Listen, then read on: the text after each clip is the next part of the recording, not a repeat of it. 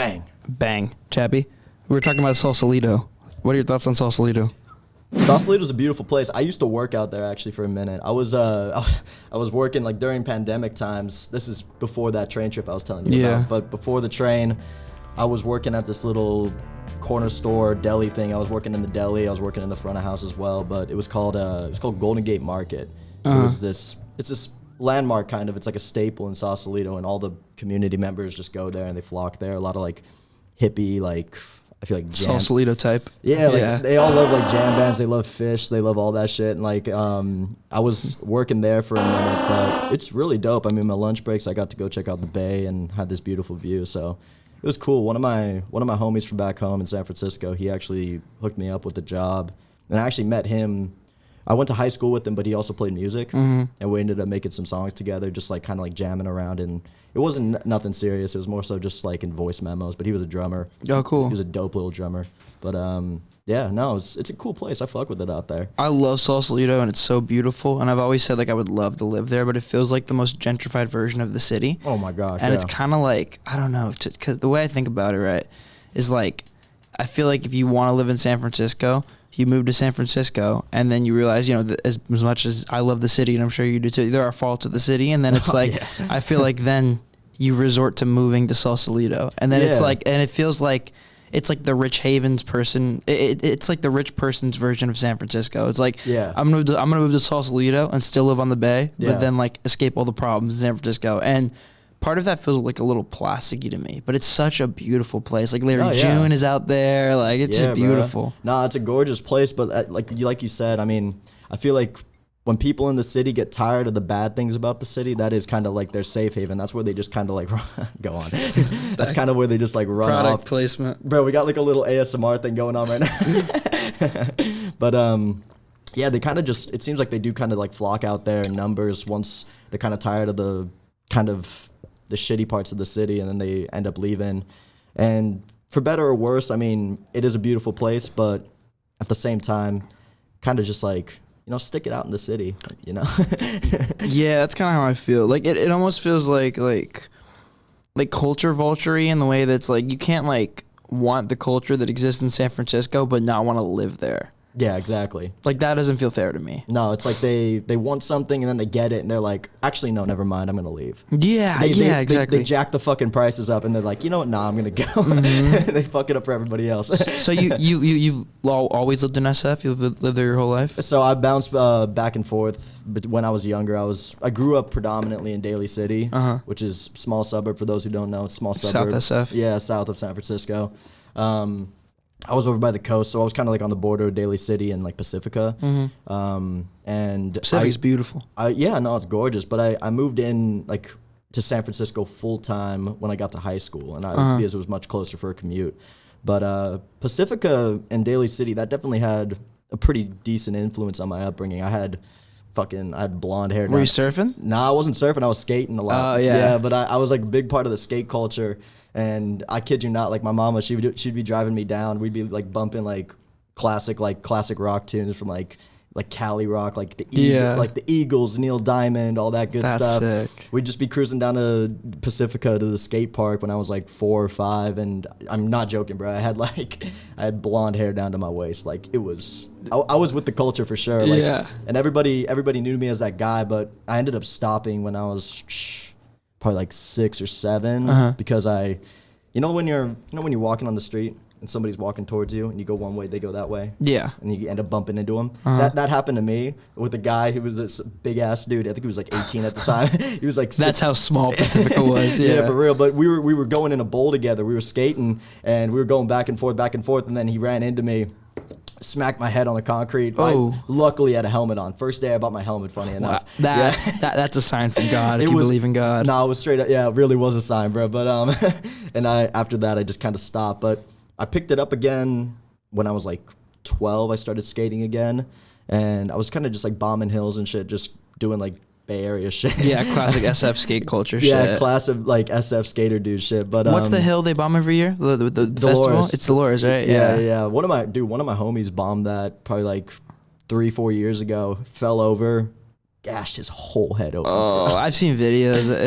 They have like a bunch of, what are they called? speed bumps and like caution blockers because now. people were doing it too much. Yeah, people were getting hurt too much. Yeah, it was getting like hazardous. And then, I mean, it's always a good time though. People find a way around it, and like people are shooting off fireworks and shit. It's always a blast. Yeah. Do you think you lived in the city long enough to like see the change in it? Like, did you watch it change over the course of you living there? For sure, man. I mean, even right now, it's like changing rapidly by the day. Yeah. No, it's really interesting to see. But I was there for that big tech boom. I'm 22, so like I was born in 2000, and I feel like tech especially has grown drastically from its birth to now. But especially from like the early 2000s to now, like it really has just like blown up. And Silicon Valley is very close proximity to SF, so it was affected pretty heavy, especially in my neighborhood, like the Mission District. Yeah, for sure. Yeah, where I ended up moving into. Like we were talking about Sausalito and how like gentrification goes on and all that type of shit, but like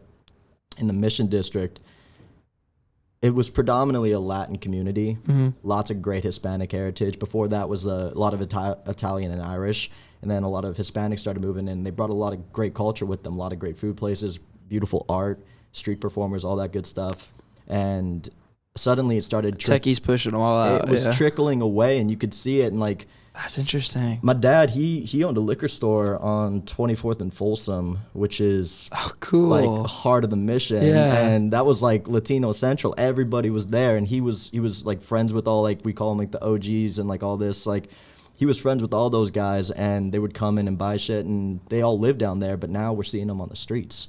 That's so sad. It's crazy, man. They're either living on the streets or they are barely making it by on rent in like a small little place, and it's a shame, man. But it's so crazy. Like it's so crazy. I mean, you'll see it on those like Do the Bay Instagram pages, like the Bay Area meme Instagram pages. But like you'll see those Zillow listings for like apartments that are like 600 square feet, and it's like, oh, $3,000 a month. Yeah. It's like like that's mental. Like that's joking. Crazy. You're lying, right? No, it's like how do you get off doing that? You know? Yeah. It's like where in your right mind can you actually like afford something like that? Yeah. Live there, and then at the same time, from the landlord's part, like how could you charge that? You know? It's just like it. Everything goes up once tech gets involved. So I suppose the answer to how could you charge that is because they can. Yeah. Like it's quite literally because people will buy them. Yeah. Like there's a market. Yeah. Yeah. I mean that's that's like simply the way a market is set, and it's one of the gross things about capitalism. If you really want to get into it, but it's but it's like one of the gross things about capitalism is that like when you get to a point where there is a market with so much demand, the prices can be set by however much you want to set them by. No, yeah, pretty much like whatever they want to charge, there will be a buyer. Yeah. And because there's always going to be somebody who is a little bit successful with a little bit of money in their pocket, and they're going to be willing to spend that just to live somewhere cool. Yeah. And the people that made the place cool are then getting kicked out, and it's just kind of like, damn. So that's a good way to put it. Yeah, you know, we took the culture, and then all of a sudden it's like, oh no, we don't got space for you no more. Everybody else who wants to live here, they got more money. Yeah. So it's just like, it's a shameful thing. I mean, personally, I don't think America knows a better system than capitalism, which is a shame because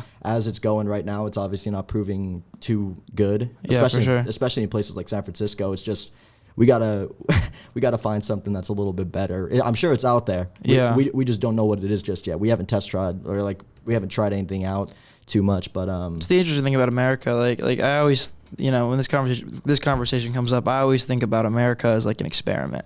Yeah, it's interesting. It's like America is like the world's longest experiment. Empire.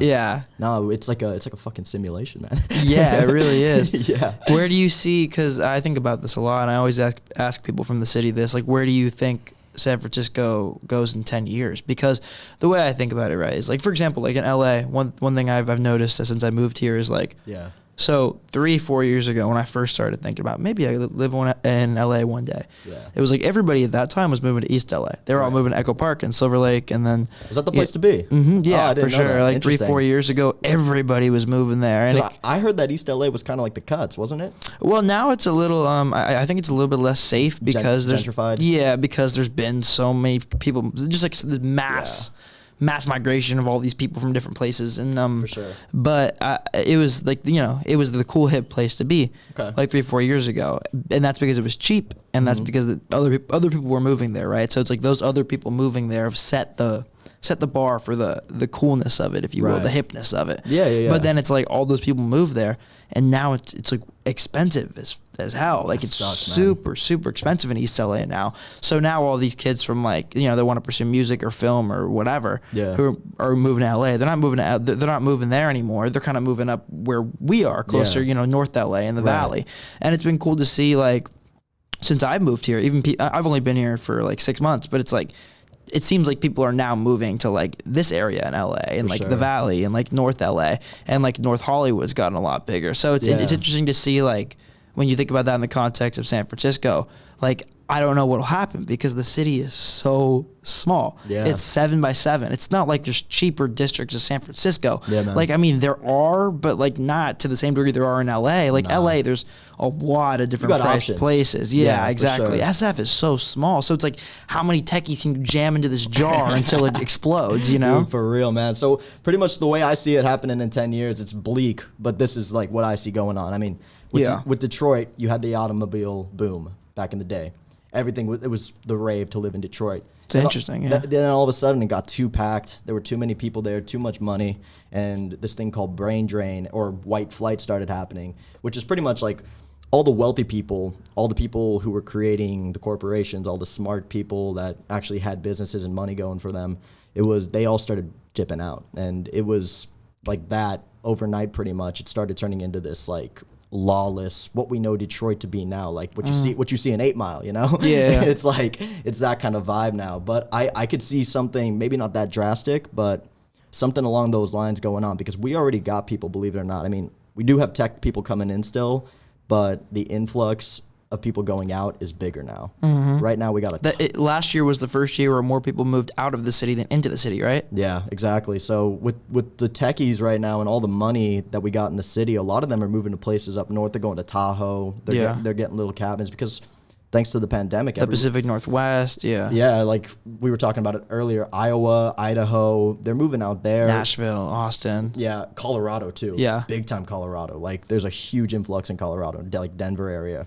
But it's just, they came, they made their money, they jacked the prices up, and now they're kind of bouncing away, like it's just kind of how it's going right now. And when all that money leaves, all the landlords are expecting an X amount of dollars, Yeah. And then all of a sudden all the restaurants are charging X amount of dollars for a dish. Like everything's super inflated, and then nobody's going to be able to spend that money on that. Yeah. So it's just going to kind of, I don't know if they're going to be able to adjust to that.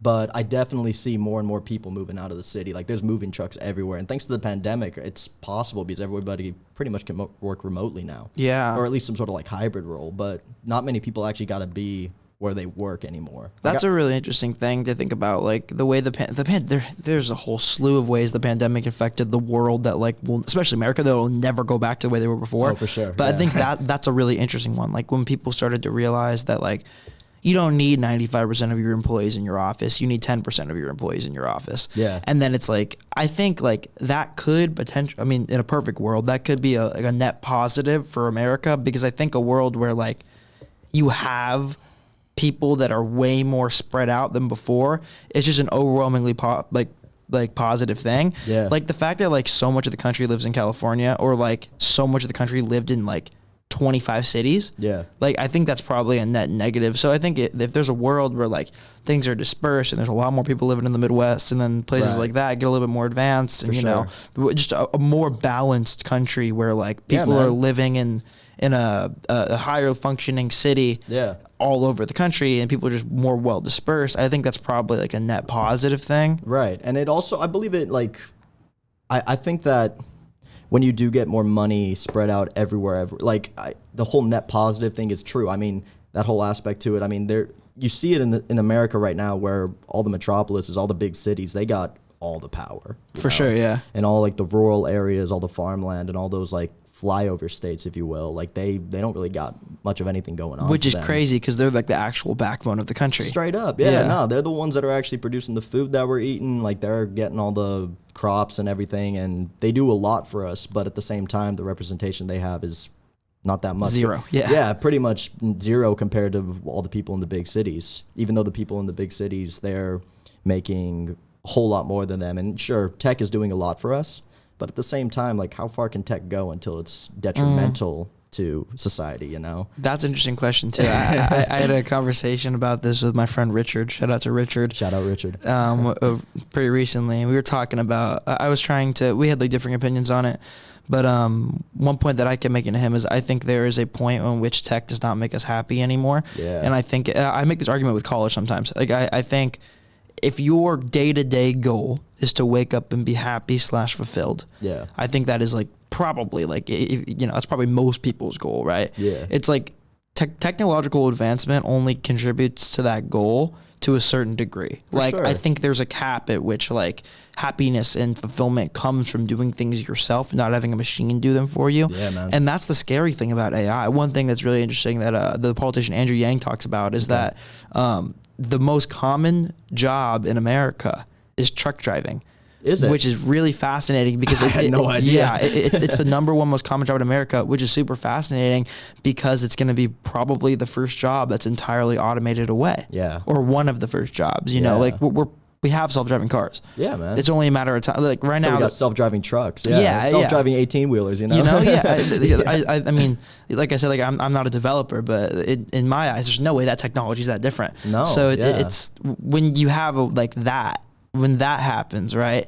And you have all these people that are just so displaced, like almost immediately. Like it seems like to me, like it probably would not be a gradual process. I bet as soon as like whatever the biggest manufacturers of trucks, whenever they start to pivot to like self-driving trucks, it's once they decide. Yeah, exactly. Once they decide, it's like everybody will fall into place. So it's like, what happens then? Like, what happens when all these truck drivers no longer have jobs? Yeah, man. It's scary. It is scary, yeah, because that's so much money going out of their pockets. You know, that's a huge part of our infrastructure that's just gone. I had no idea that the most common job was truck driving. Like, that's fascinating to me because, I mean, for both of us, we grew up in the Bay, so we didn't see too many like big trucks driving around or anything like that. Not really. It's not really like, again, kind of like that middle of the country thing. Unless you're driving here. Exactly. Bay, I was about to say, like driving down from the city, I was pretty much neck and neck with like 18-wheelers the whole damn way. Like there are a ton of truck drivers out there, but it's so crazy because you never really think how many people actually work that job. Yeah. Yeah, and not like,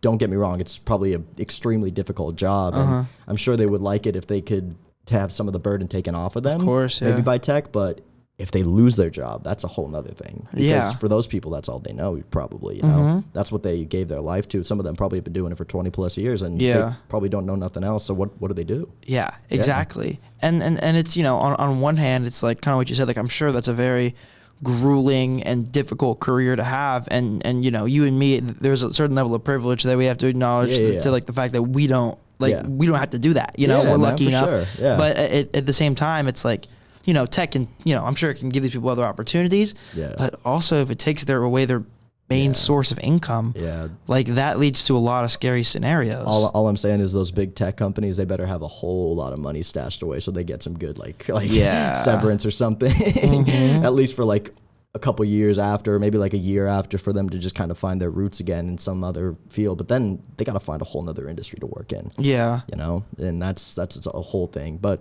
the way tech's going, I see, like I said, I see a lot of people leaving the city. I see a lot of negative things going on in the city because of it. And I can probably like predict in like the next 10 years, don't quote me on it, but like I could probably see that there's going to be a massive change for the worse in the city. But at the same time, tech is tech, and I don't think it's ever going to stop. Yeah, no, definitely not. And that's why I said when we started this conversation on where I see the city in the next 10 years, I was like, it's bleak. Yeah. But here it is. So like my idea is bleak, but in all reality, I think it's a pretty realistic assumption of what's going to go on. Like the way that people influx into cities is really interesting because I think there's a degree at which like you cap out in terms of people moving there, right? So for example, it's like a place can only get so expensive before you get people stop moving there. Like there will be a point where San Francisco is so expensive that people in tech would choose not to move there anymore. And they'll just be like, fuck this. Yeah. Yeah, they'll be like, I'll go live in Tahoe, or I'll go live in Truckee, or I'll go live in Humboldt, or I'll go live in Santa Cruz, and then I'll do my job from there, you know, on my laptop. I'll be remote. I'll be chilling in a little oasis in the woods. Yeah, like who in their right mind would not do that? Yeah, I know, right? Dude, I can't tell you the amount of times me and one of my homies, one of my best buddies from back home, I went to middle school with him, and then, or actually no, I went to elementary school with him, didn't go to middle school with him, and then I relinked with him in high school. We ended up going to the same high school. And he's a Marine now. He's stationed out in Yuma. He wants to be a firefighter in the city when he gets back or when he gets out. Me and him always talk about it. We joke. We're like, dude, if plan A don't work out, we're just living off the land. We're going to the woods. Yeah. We're just escaping. We're just going to go live off the land, do our thing, and make it work on our own. But yeah, man, I feel like the way things are going, more and more people actually do want that because the city life isn't for everybody. Yeah. Yeah. You know, it's interesting. Like maybe I just think this way because like I'm 21, or like I assume you have the same way of thought, maybe because you're 22. But it seems like people of our age, there's a lot more of an inclination to like do that kind of thing, like move out to remote wilderness. Like it feels like I don't know, like I don't want to say this, but it's like maybe like the time that we are living in and like our age group is like going to be a very, very transitional and very, very like impactful group of people. Oh, I could see it. I think that's really cool. Like I think like maybe there is like a world where like our generation like kind of helps the world return to its roots in a healthy way. Yeah, man. Maybe. I mean, hopefully our generation, I mean, I've noticed that there has been a pretty big influx in people actually caring about the world. For sure, it seems like which is dope. Yeah. And at the same time, I feel like, I think we could be a very transitional period and generation just based off the fact that we don't necessarily think like our parents did. You know, for sure. Yeah. Our parents had a completely different upbringing, and they had a different country that they were growing up in. So different. Yeah, different. We live in a country of a lot of political unrest and turmoil, and just all this negativity kind of swirling around us, and like social media telling us the way we should be living our lives, and if we don't live that way, then we're not good enough, and it adds to a lot of mental health issues and all this pretty much it's a swirl of negativity around people. And I feel like people are already just getting tired of it. And they're just like, fuck it, man. Let's just get out of here. Let's go do our own thing. Let's figure it out. I mean, you came down to LA. You want to start your own thing. I'm trying to make my own thing in the city. And it's just, I think there's a lot more people that are just trying to start up on their own. And definitely, it's because of the way we live in the world we live in right now. It's just kind of like, screw the norm, you know? I'm tired of hearing about it. Let's just do our own thing, you know? I think it's so crazy to think about how different our parents' world was to the world that we're growing up in. My mom, I love my mother to death. She is one of the most inspirational people I've ever met. And for sure. She told me, like, we had this conversation, like, pretty close to when I moved. She was telling me how she was, like, 18. She moved out of her parents' house. And it wasn't even, like, she said it like wasn't even difficult. Like she was like, "Oh, I was working a serving job. Like, I had a bunch of extra money. I never really had to think about it." And that blew my mind. I was like, "How can you just like so nonchalantly say that? That's crazy." I had a 401k, I had a Roth IRA. Yeah, I was like at 21. I was like, chilling. Like that's insane to me. My mom, she's a pastry chef. She's worked in. That's dope. Yeah, that's fire.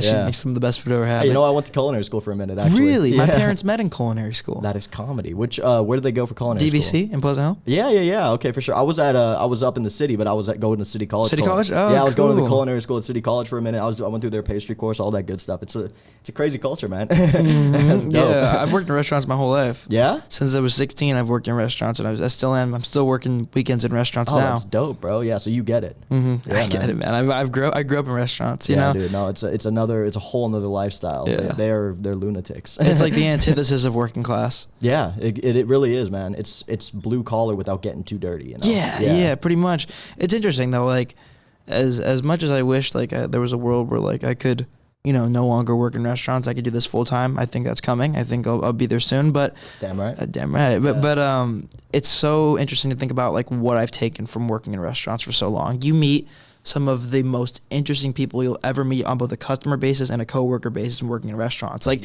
people from every different walk of life. I have met so many people that have like shifted my perspective on the world in restaurants, and it's so interesting to think about. Like one thing I really, really try to do is like take something every day from a customer. Yeah, man. Like I think if I can take something every day from a customer, I've had a successful day at work. There you go, man. Yeah, no, you take little things from people, you add it to your own personal persona, and then you become a well-rounded human being. Yeah, That's dude. the way to do it, because you're multifaceted. I always say I'm a generalist. I know I know a little about a lot of things. Yeah. And I don't know a lot about a certain thing, but I feel like that's part of my personality because I kind of do the same thing where I'll pick up on somebody, I'll kind of read somebody a little bit, and then I'll understand certain things about them and add that to my repertoire of knowledge, of skills, whatever it may be.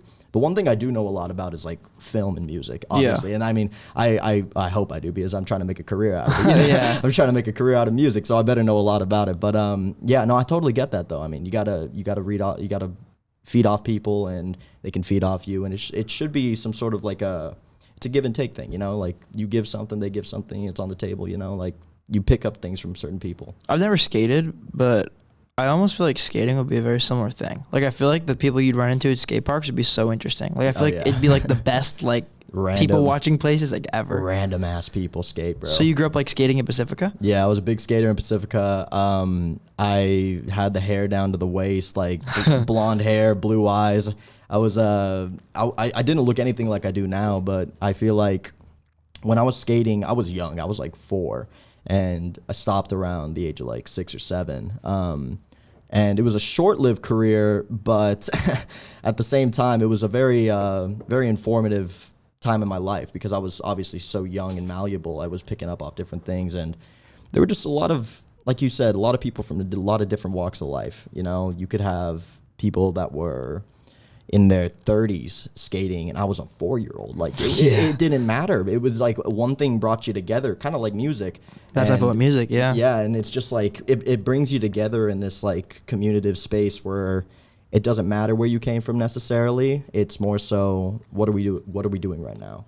What are we doing for the culture? How are we progressing it? And it's a positive thing, man. Yeah. It's so interesting because like music and skate are so intertwined in a lot of worlds. Like, especially in like hardcore scenes and even like hip hop scenes now. There's like there's a lot of worlds that like music and skate collide, and it seems like, you know, that's been explained to me more and more by people who have grown up in both those worlds. I only grew up in one of those worlds. Yeah. But I was a big Odd Future head back in the day. I mean, like when I walked in, I saw the Igor poster. I was like, dude, that's dope. Yeah. But no, I mean, I totally. Yeah. Carry on. But it's interesting, like, to think about like how those two worlds kind of connect, and I never thought about skating as an art form until people started explaining it to me like an art form. Yeah. And it really, really is, and it seems like for a lot of people, like, it's an expression of like, it's almost like a physical expression of like getting away from something, you know. It's like, dude, it's interesting that you can like skate. Oh, I don't want to say skate away from your problems. It's not like the right way to put it. That's funny though. But like I have a friend. I have a friend named Javin. Shout out to Javin.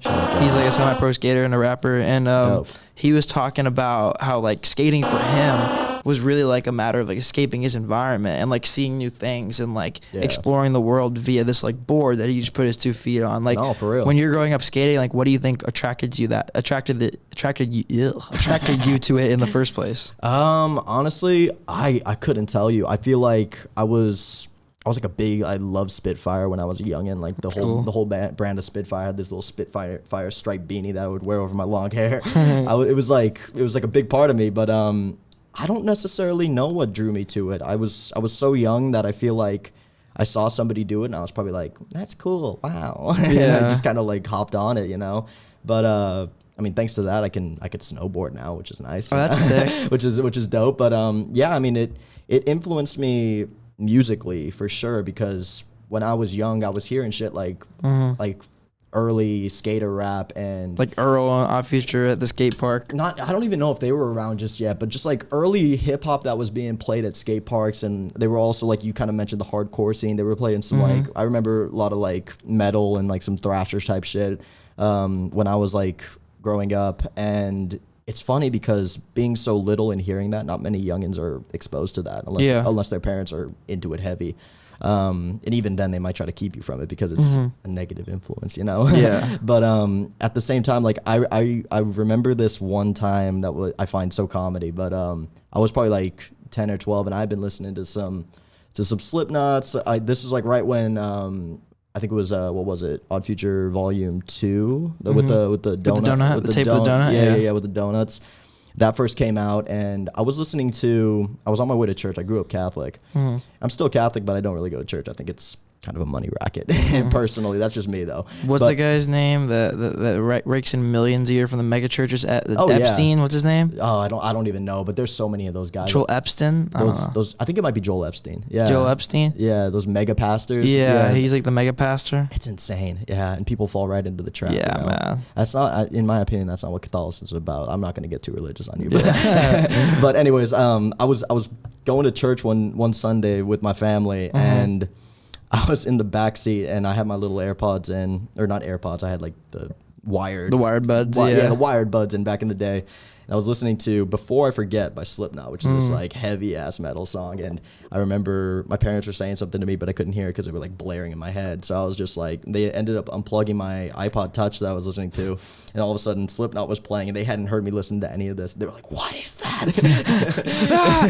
They're like, oh no, what do we do? But no, it was burn it. Yeah, for real. But it's cool though. I mean, a lot of my music taste is in more of that like hardcore scene, and kind of like the emo scene, I guess you could say, like the gothic and all that stuff, which wasn't necessarily my upbringing, except for like the hardcore at the skate parks, but I ended up kind of just finding it on my own way. That's interesting. So what were like some early artists that like influenced you on a level of like two worlds colliding? Because I feel like it's interesting, right? When you talk about like artists like Juice WRLD, Lil Peep, like when they kind of were those two worlds of like emo music and then also like hip hop kind of colliding. Like, was that a world that inspired you originally, or like? Dude. I mean, I don't remember the first time I ever heard a Lil Peep song, but I feel like I emulate my sound to kind of fit into that mold a little bit. Obviously, I go my own way with some of my songs, but I've been compared to Lil Peep by friends and by people who show up to my shows, and they'll be like, "Oh shit, you sound like Lil Peep." I'm like, "Oh, dude, that is such a compliment. Thank you." But I remember when I first started listening to Lil Peep, I was like, "This is dope," because I had a background in classic rock and like kind of 60s acid rock, and then obviously I got into the 90s and more so no, you're good, man. More so like that like heavy metal scene, and it kind of, for me, Lil Peep and emo trap, like that all kind of... I fully spun it the wrong way. I'm sorry again. You're doing, bro. Don't trip. You're good. It's all good. A little bit of maintenance. But yeah, I feel like what emo trap did is it brought in a lot of those melodies that you hear in rock and roll, and it kind of collided it with the rhythm and like the melody and like the rhythmic aspect of hip hop, which I found so dope. I thought it was super cool.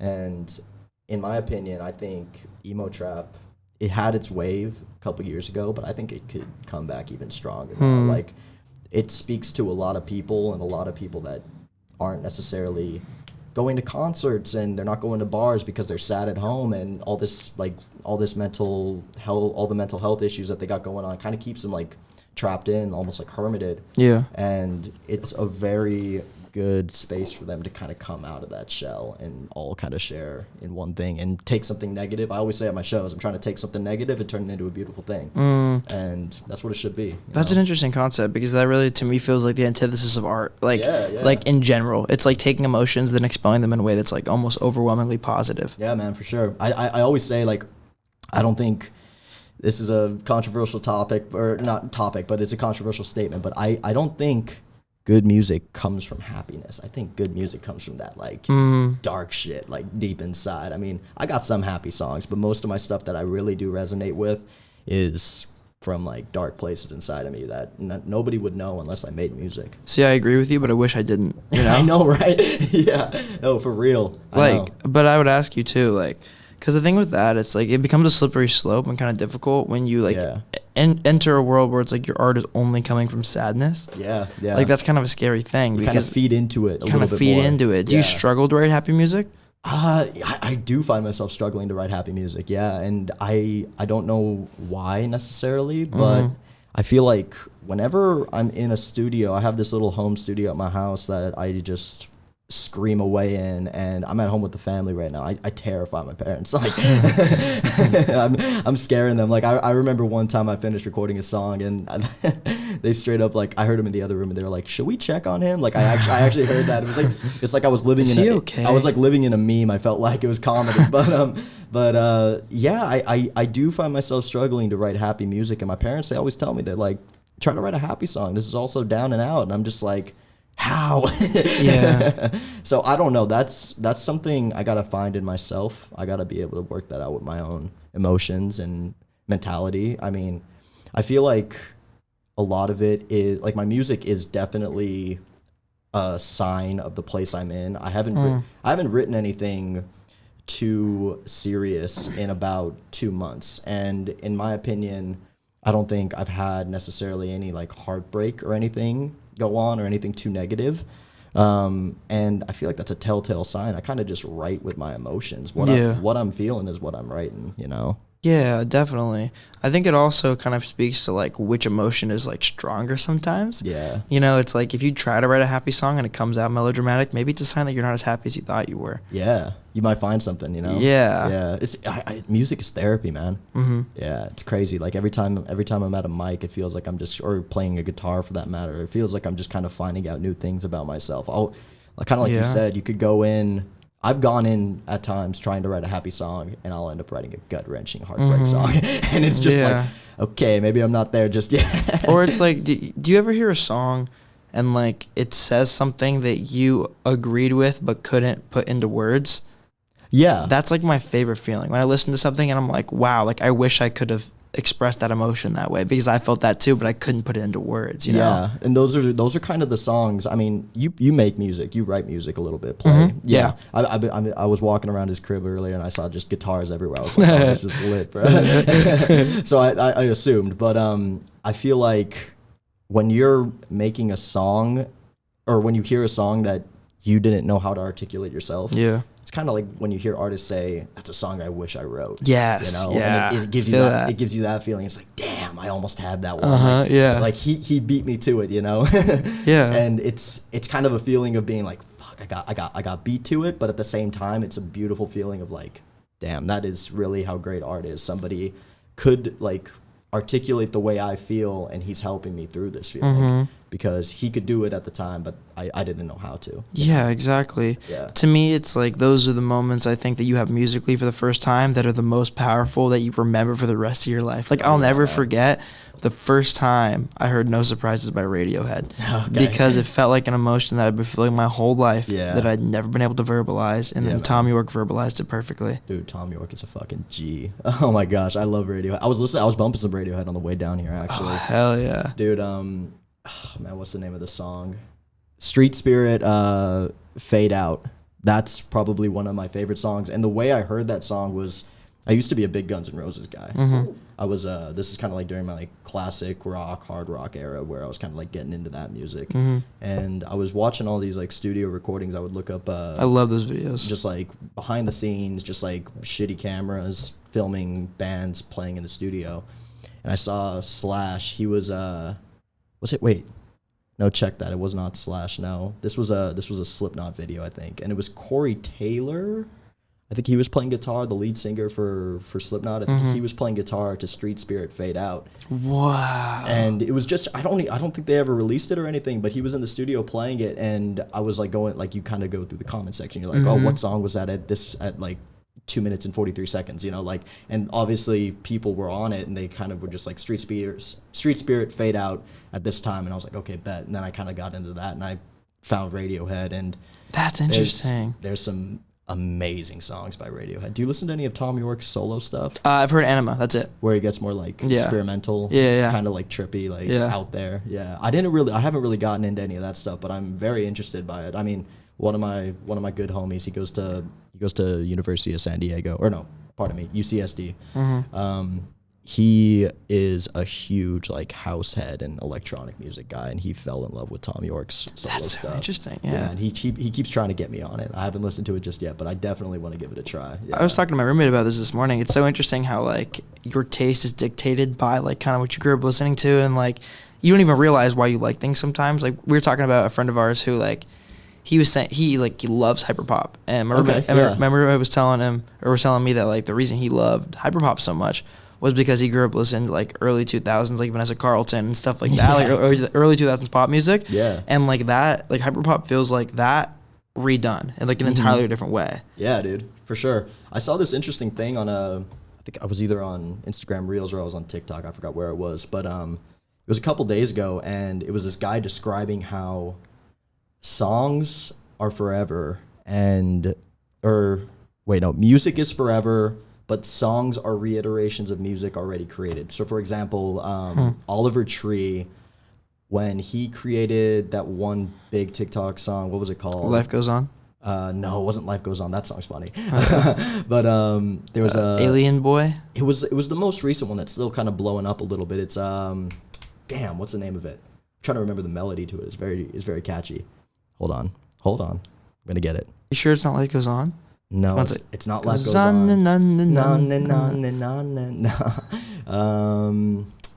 Damn. Anyways, he wrote this really catchy song and he released it in 2019, I'm pretty sure.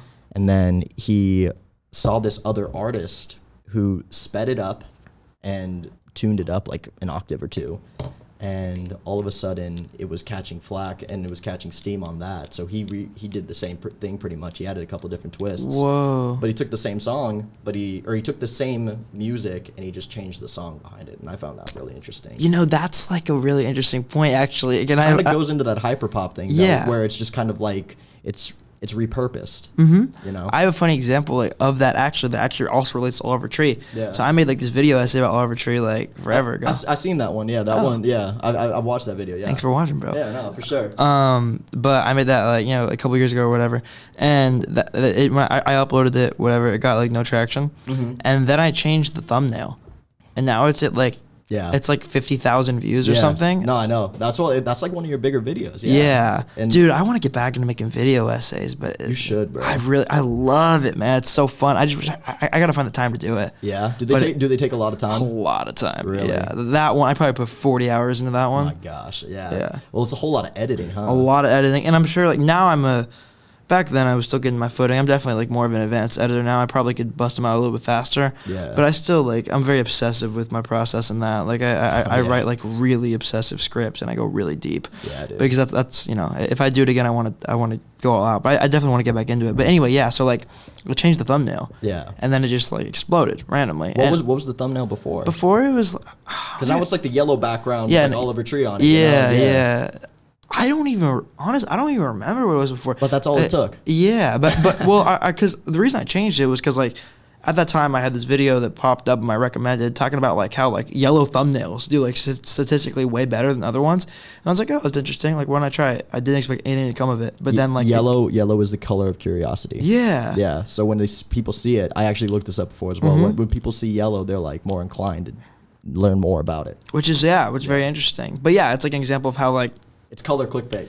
Yeah, pretty much. Yeah. But it's like an example of like how a small thing can just like totally alter everything. Yeah, dude. No, for sure. I mean, it really goes to show how close some people are to getting there. Yeah. You know? That's true. It's kind of that feeling of like, I remember when I was like a cringy freshman in high school, G-Eazy was like the thing and all the girls loved him, so I was like listening to G-Eazy a whole lot. But if you grew up in the Bay Area, there was a period where everybody loved G-Eazy. That whole hyphy movement. Yeah, I mean the hyphy movement was far before him, but at the same time, like he kind of he's like post hyphy. He brought it back to life a little bit, you know? I mean the hyphy movement was still going on in the city, but he brought it universal. I always call like that traditional Bay Area sound from like 2015, 2016, 2017, like the SOB, Nef the Pharaoh era. Right. Like I always call that post hyphy. That's kind of what I label. I like that. Yeah. No, it makes sense though, for sure.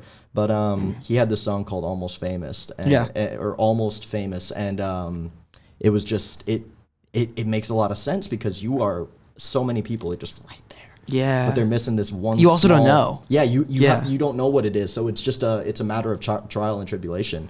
And just interesting. Just keep on trying new things, and it can get so redundant at times because it's just like nothing is working. It's like you're sitting in front of a window for like 30 years and this window's like painted like black and you can't see through it. Yeah. But then it's like at 1 second within those 30 years, that window will just shatter. Clear. Yeah, be clear and you can see perfectly through it, but you don't know what second it'll come at. Exactly. Yeah. It's like such a weird thought. There's one of my favorite books is The Tipping Point by Malcolm Gladwell. Okay. And he talks a lot about this, how like it's pretty much it's just essentially a book like analyzing American trends. Okay. But he has it in a very fascinating way, and he talks kind of like trying to spot them. Exactly. Like he kind of like reverse engineers how people like create trends in America, like how these different companies and corporations got things like kind of catch on, you know, For sure. per se. And it talks all about that, and there's a lot of like interesting things. Like he talked about hush puppies. Okay.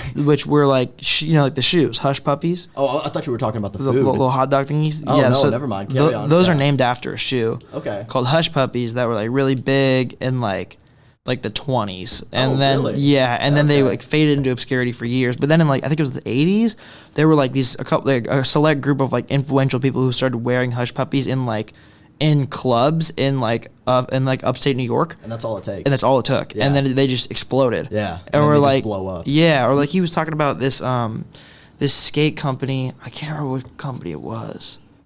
I don't remember. But they but it was like he was talking about how like he just pretty much like reverse engineered their ads. It was talking about like why their ads worked, why they didn't work. Yeah. But it's so interesting that like all it takes is like one thing, and then it's like your entire life changes. And it's kind of like man.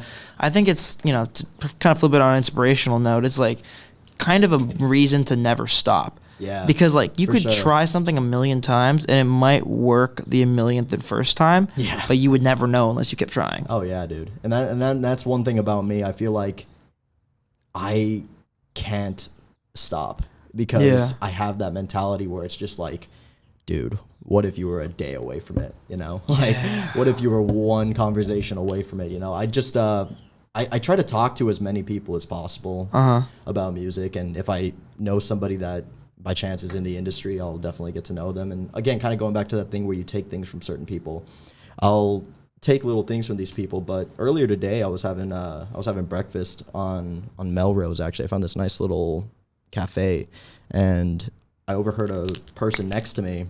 They at a table they were talking. Some LA shit. Whenever you're anywhere in LA and you go to Dude, breakfast or lunch, all the conversations around you are like, so like I manage this artist, so I'm working on this set, so I'm PAing here. It was the most LA shit ever. Yeah, It was so yeah. funny because it was like the whole scene was just so LA. I mean, you got like your Beverly Hills girls, and then you like look down to your right, and there's this one lady who's like looking super corporate. And believe it or not, I look down and she has an American Express corporate card. Yeah. And she's talking to like somebody. They're having like an interview, and they're talking, and like it's just like. I was like, I am in LA because this is like my first time coming to LA. I've been to Anaheim. In the past. Yeah, I've been to Anaheim. This is your first time coming to LA? Yeah, man. I've driven through to go down to Anaheim. It's an honor, bro. Yeah, man. No, I came down for you, bro. Thank you, bro. That's an honor. Of course, and I'm glad to be here. I mean, I knew I had to come down eventually if I actually wanted to start doing something. How'd you find ATB? Because you've been like on ATB for a long time. I found ATB from YouTube suggestions. Oh. I'm pretty sure you popped up somewhere on my feed. It's good to hear. It means we're doing something right. No, yeah, you're in the algorithm. Like you're Fuck not, yeah, you're not getting buried by everything. Don't worry, because that's another thing that artists nowadays got to figure out. Hell yeah. Yeah, social media and getting their name out there, it's so saturated. So I feel like oftentimes I'll worry. I'll be like, damn, is my shit even like visible to people? You know, because becoming visible is huge. Kind of like that thing with the hush puppies. You know, like once you get it in like the hands of the right person, all of a sudden it's visible to everybody. Yeah. Because they got that reach. So finding the reach is important. But when you're first starting off, getting that like 1 in a million person to just like put you on, or having a celebrity endorse you, that's such a small chance of happening. So you really got to do the legwork and actually like try to beat the algorithms, get the get the SEO going and all that stuff. It's all algorithmic. It is. All of it. Yeah, and it's difficult at first because you're just another number in their equation. Yeah. So you just got to stay consistent with it. I wish I could remember who I was talking to about this. We were talking recently about how like for a long time when you make music, you know, the first however many years or until you find success. Yeah. In the internet age, you're kind of just throwing shit into the void. Yeah. For a long time, you're just throwing something into the void, and you're just waiting for it to throw you something back. Yeah. And it's like that could happen at 10, that could happen at 40. Yeah. That could happen tomorrow, that could happen in 10 years. No, you just exactly, don't know. You don't, and you got to get used to rejection. Yeah. Because every time you throw something out and it doesn't come screaming back at you like, oh my gosh, we love this, it feels like rejection. And that's one thing that every artist kind of has to get used to feeling, and they got to let their ego go a little bit and just be like, you know what, I'm not the hot to trot that I think I am just yet, because people don't see it that way. I know what I got. I'm confident in myself, but at the same time, you got to just be used to people saying, I don't see the same thing. You know, Yeah. you got to get used to that. Anyways, circling back to my The story, sorry. yeah, no, you good, bro. No worries. We kind of got off on the side track. Yeah. But yeah, I overheard this guy next to me. He was talking. He was like, "Oh yeah, we're we're pretty much managing a bunch of touring bands and touring artists, blah blah blah. And I was like, dude, do I go up and talk to him? Do I go ask him something? The answer is always yes. It's always yes. And no matter what. I believe it or not, man, I told myself no. But the way it's hard. I've done it a million times. The way fate worked out, which was super funny. I was getting in my car, which I parked like 2 blocks away. And as I was getting in my car, same dude and this girl he was with walked by. And I was just like, okay, I gotta yell. Yeah, you got to. So I like hollered at him. I was like, hey, I heard you talk about the music industry, blah, blah, blah. If I were to come down to LA, move down here, and work at any sort of restaurant, where's the place to be to meet people? You know, just trying to do something to network a little Great bit. approach to ask a question. Yeah, exactly. It's a great question, too. Thank you. I appreciate that. And he was like, oh, like me and her, we're actually not from here. We're from New York. And then the girl butted in and she was like, go to Craig's. Craig's. And I was like, okay, thank you so much, blah, blah, blah. And then just that small interaction, though, you know, it's trying to get your name out as much as possible at any chance you got, man. Like, that's how you got to be when you're starting off. Yeah. And it's disheartening when you get a no, but you just got to take it on the chin and forget about it. Yeah, I felt like for so long that like everything we were doing was just like a shot in the dark, just throwing things into the void, like seeing what was working, seeing what wasn't. And then like I only felt recently or began to understand that like that wasn't really the case, you know, and like, you know, the stuff was working, it was working a little bit. Yeah. But like it took me a long time to like realize that and kind of get that gratification. Like, okay, like at least like this is being received somewhat, like people are seeing this, you know? Yeah. But it's like it's a scary thought because it's like, what if you did this your entire life and then nothing? And nothing came of it. Yeah, dude. That's scary. Yeah. I know. It's a battle that every artist kind of has to face with not knowing. Yeah, that's all getting started. I believe that it goes for art, it goes for starting a business, and people always say like successful entrepreneurs, successful business starters, their first project was a fail. Yeah, and it takes like 7 or 8 businesses to start before one of them actually catches traction. And I mean, I believe that, you know, and it's like we said before, kind of tweaking things and changing and trying new things.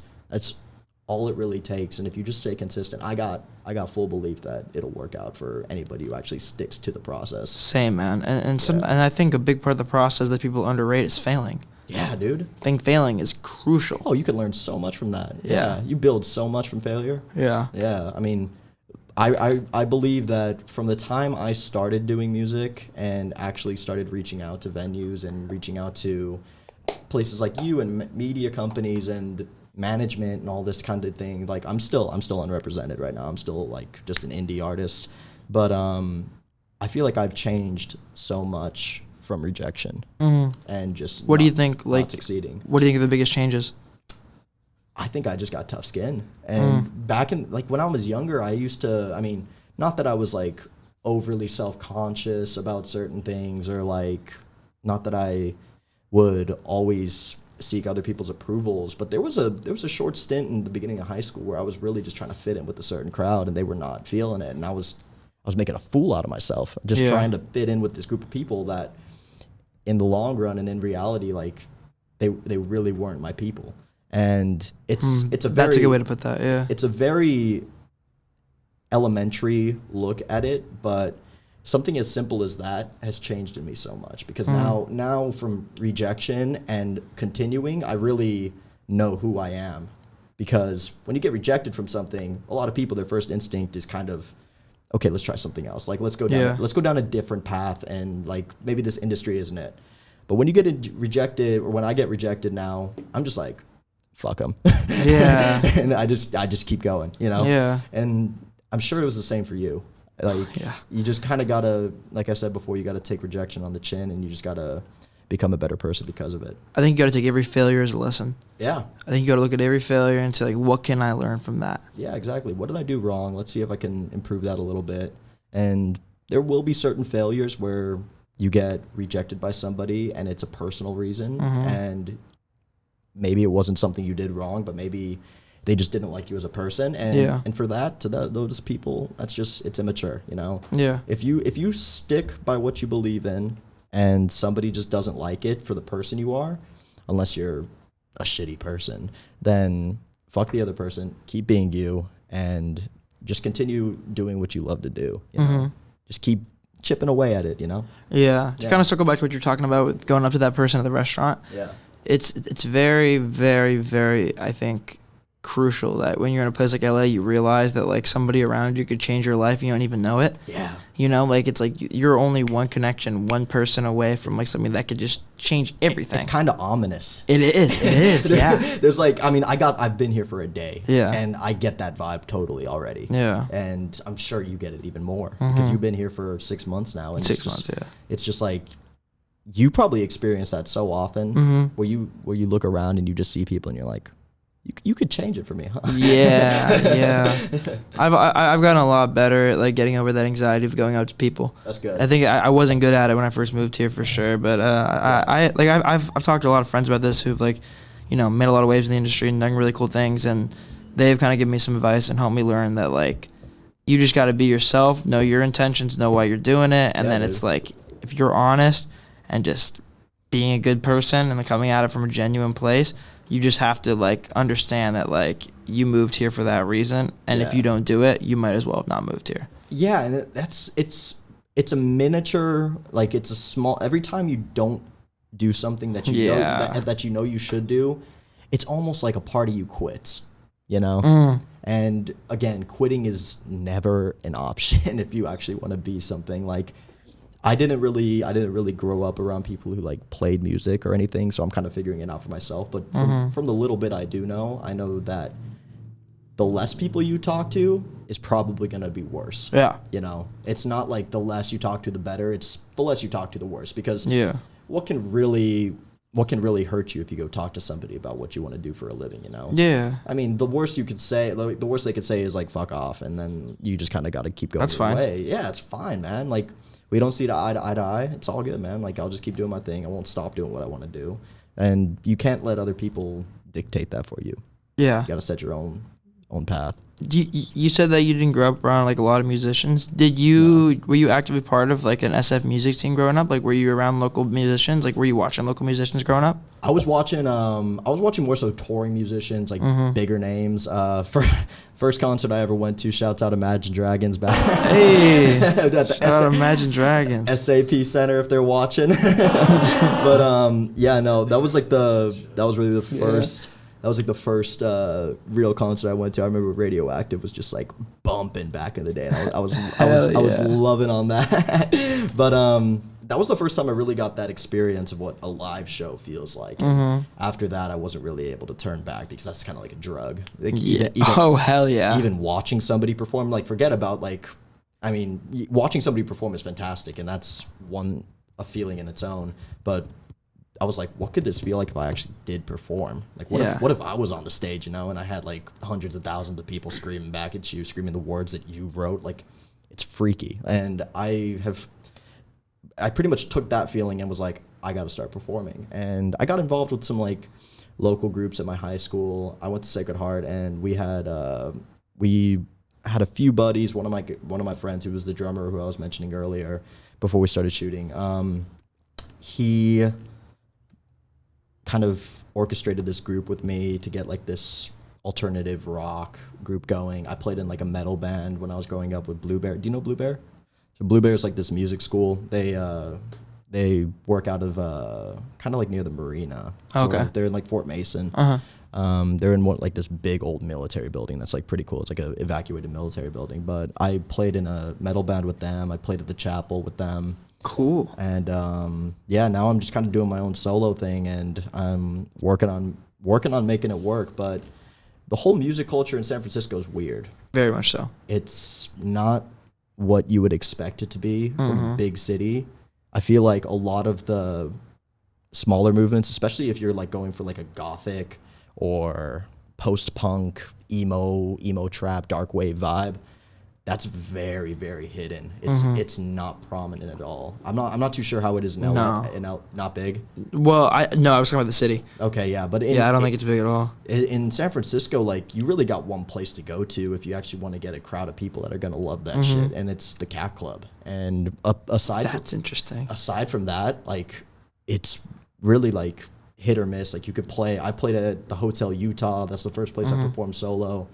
which unfortunately they got broken into a couple days ago or something. Yeah, and they're trying to make it back right now. Sending our love to the Hotel Utah. Sending love to Hotel Utah. Come back strong. And I've played at what's it called? Oh my goodness. It's this one, it's like a mixture of like a comedy club and a music venue.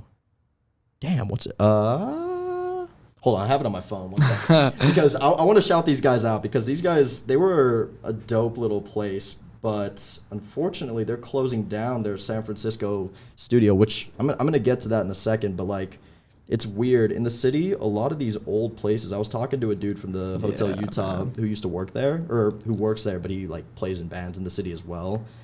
A lot of the small places where you can kind of play whatever the fuck you want and all walks of life are going to go there, those places are closing down. Slims, Honey Hive. Yeah, they're all kind of shutting down now, which is a shame. But, it's called Piano Fight. Sorry. Oh, okay. There we go. I had to look that up. Sorry, guys. But Piano Fight is an example of this. Like, they have all this amazing art coming in. They have like improv shows, they have comedy shows, they have music, and they have a bar. But it's this dope little place in the Tenderloin. And I played there with one of my homies, and I found out like 2-3 weeks later that they were closing down. Oh, it sucks. And I was like, bro, are you kidding me? They had this really cool like downstairs like backstage area, and yeah, it was one of the doper venues I've played at in the city. And to see a place like that go under, it's just like, what the fuck? Like, what's going on with the art scene in the city, you know?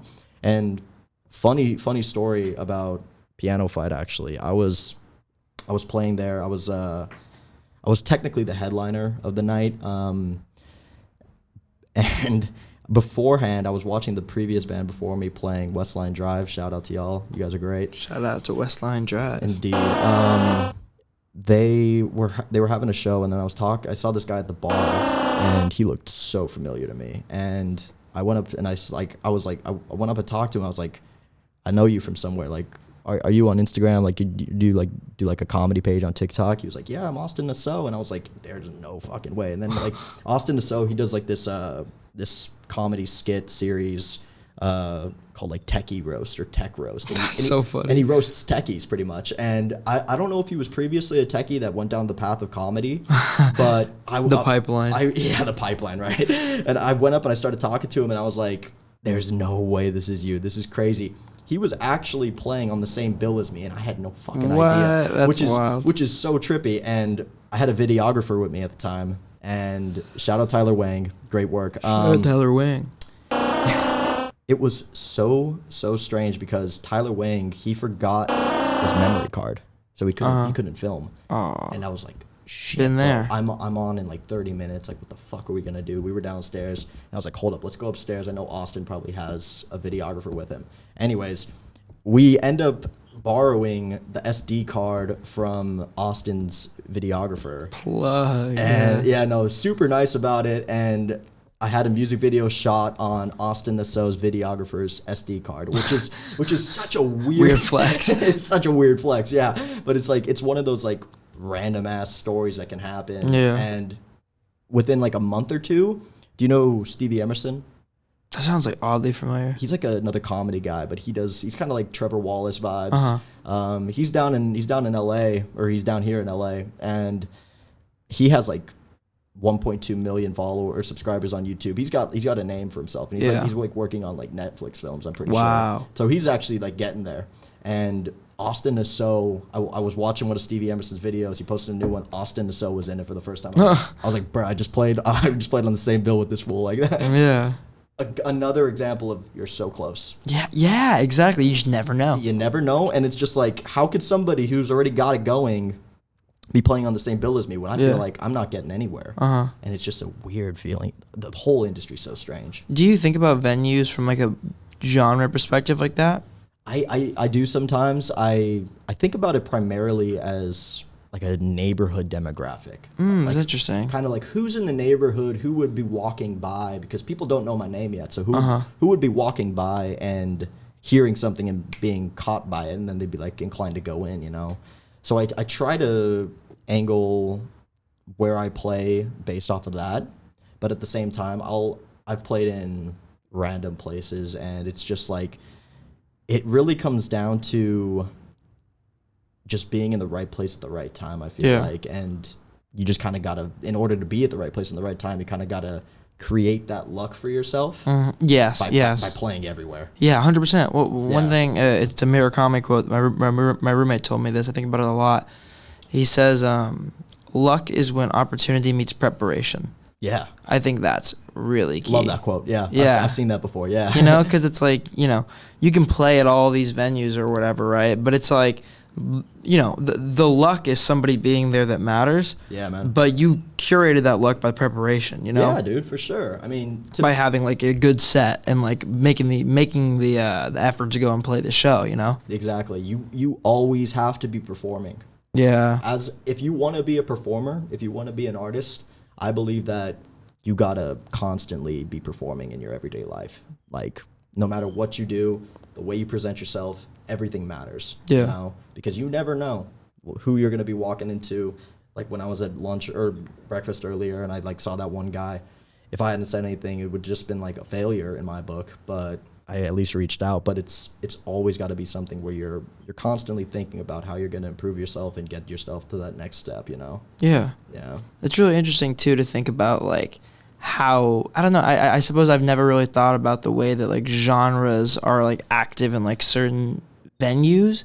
But when you think about it, like SF doesn't even really have like there's a lot missing in that world, I think, because San Francisco's so small. Totally. Like the city doesn't really have like hip hop venues. I mean, like Brick and Mortar is like traditionally a hip hop venue, but not anymore. But not anymore. No. Yeah, and it's kind of like there's not really a hip hop venue in the Bay Area, like a big seriously. one. Yeah, it's really a shame, man. Like I feel like all those places where kids like me are just, they're trying to get a foot in the door, but that door is shut. Yeah. And it's unfortunate, but I feel like now, especially the way technology and social media is, I feel like you just kind of got that, you got to get that following really from some sort of like an online basis.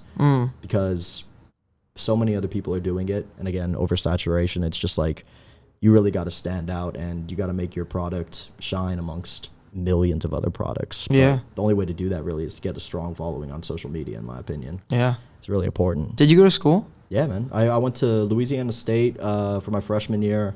Then COVID ended up kind of like just kicking me out. My parents, they didn't believe in the politics in the South on COVID, which is fair. I mean, they kind of just treated it like it didn't really exist too much. And I ended up coming back home, bounced around City College for a little bit, ended up going into culinary.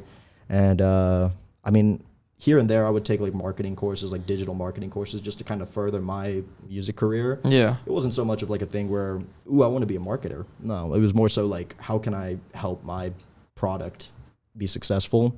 So I took some steps and I got some certifications in digital marketing, which is nice. So I at least understand like algorithms and like email lists and all that good stuff, you know? Yeah. But yeah, I mean, I went to school. I personally think school is, unless you really know,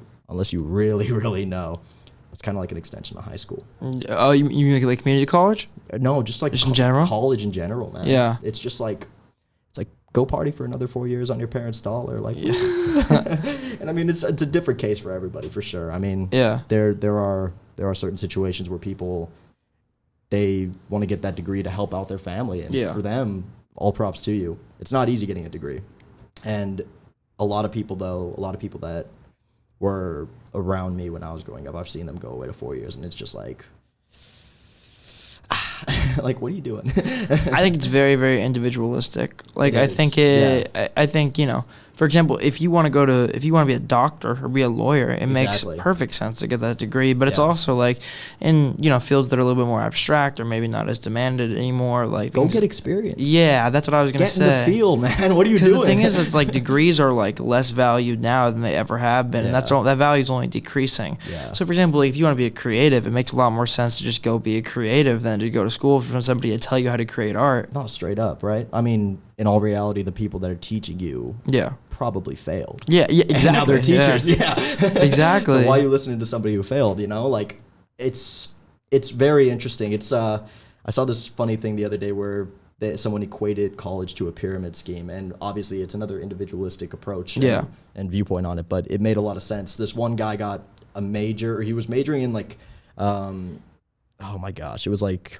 archaeology or something, some random major. It's so niche. Hey, for all our archaeologists out there, we love you guys. This is no hate on y'all, but I bet money there's not a single archaeologist that'll watch this. Who knows who's gonna watch this? But it was this person describing it. The guy got a degree in archaeology. Nobody wanted to hire him when he was out. So he ended up going back to grad school to become a teacher in archaeology. So it's literally a pyramid scheme. Yeah. And it all just kind of funnels down. Isn't that crazy how we're engineered to where, like, the result of not...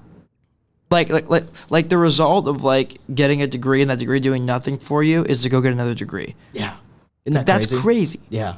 It's interesting because college, I mean, the whole idea of the American dream and getting a degree, that was created by the banks. Yeah. You know, because the banks needed a way to make more money, and banks make money off loans. So pretty much they created this idea for the American dream. It was just like, go to college. It's going to be super expensive. We're going to inflate all the prices, but you could take money out from us. Yeah. And then we take money out from them, from the banks.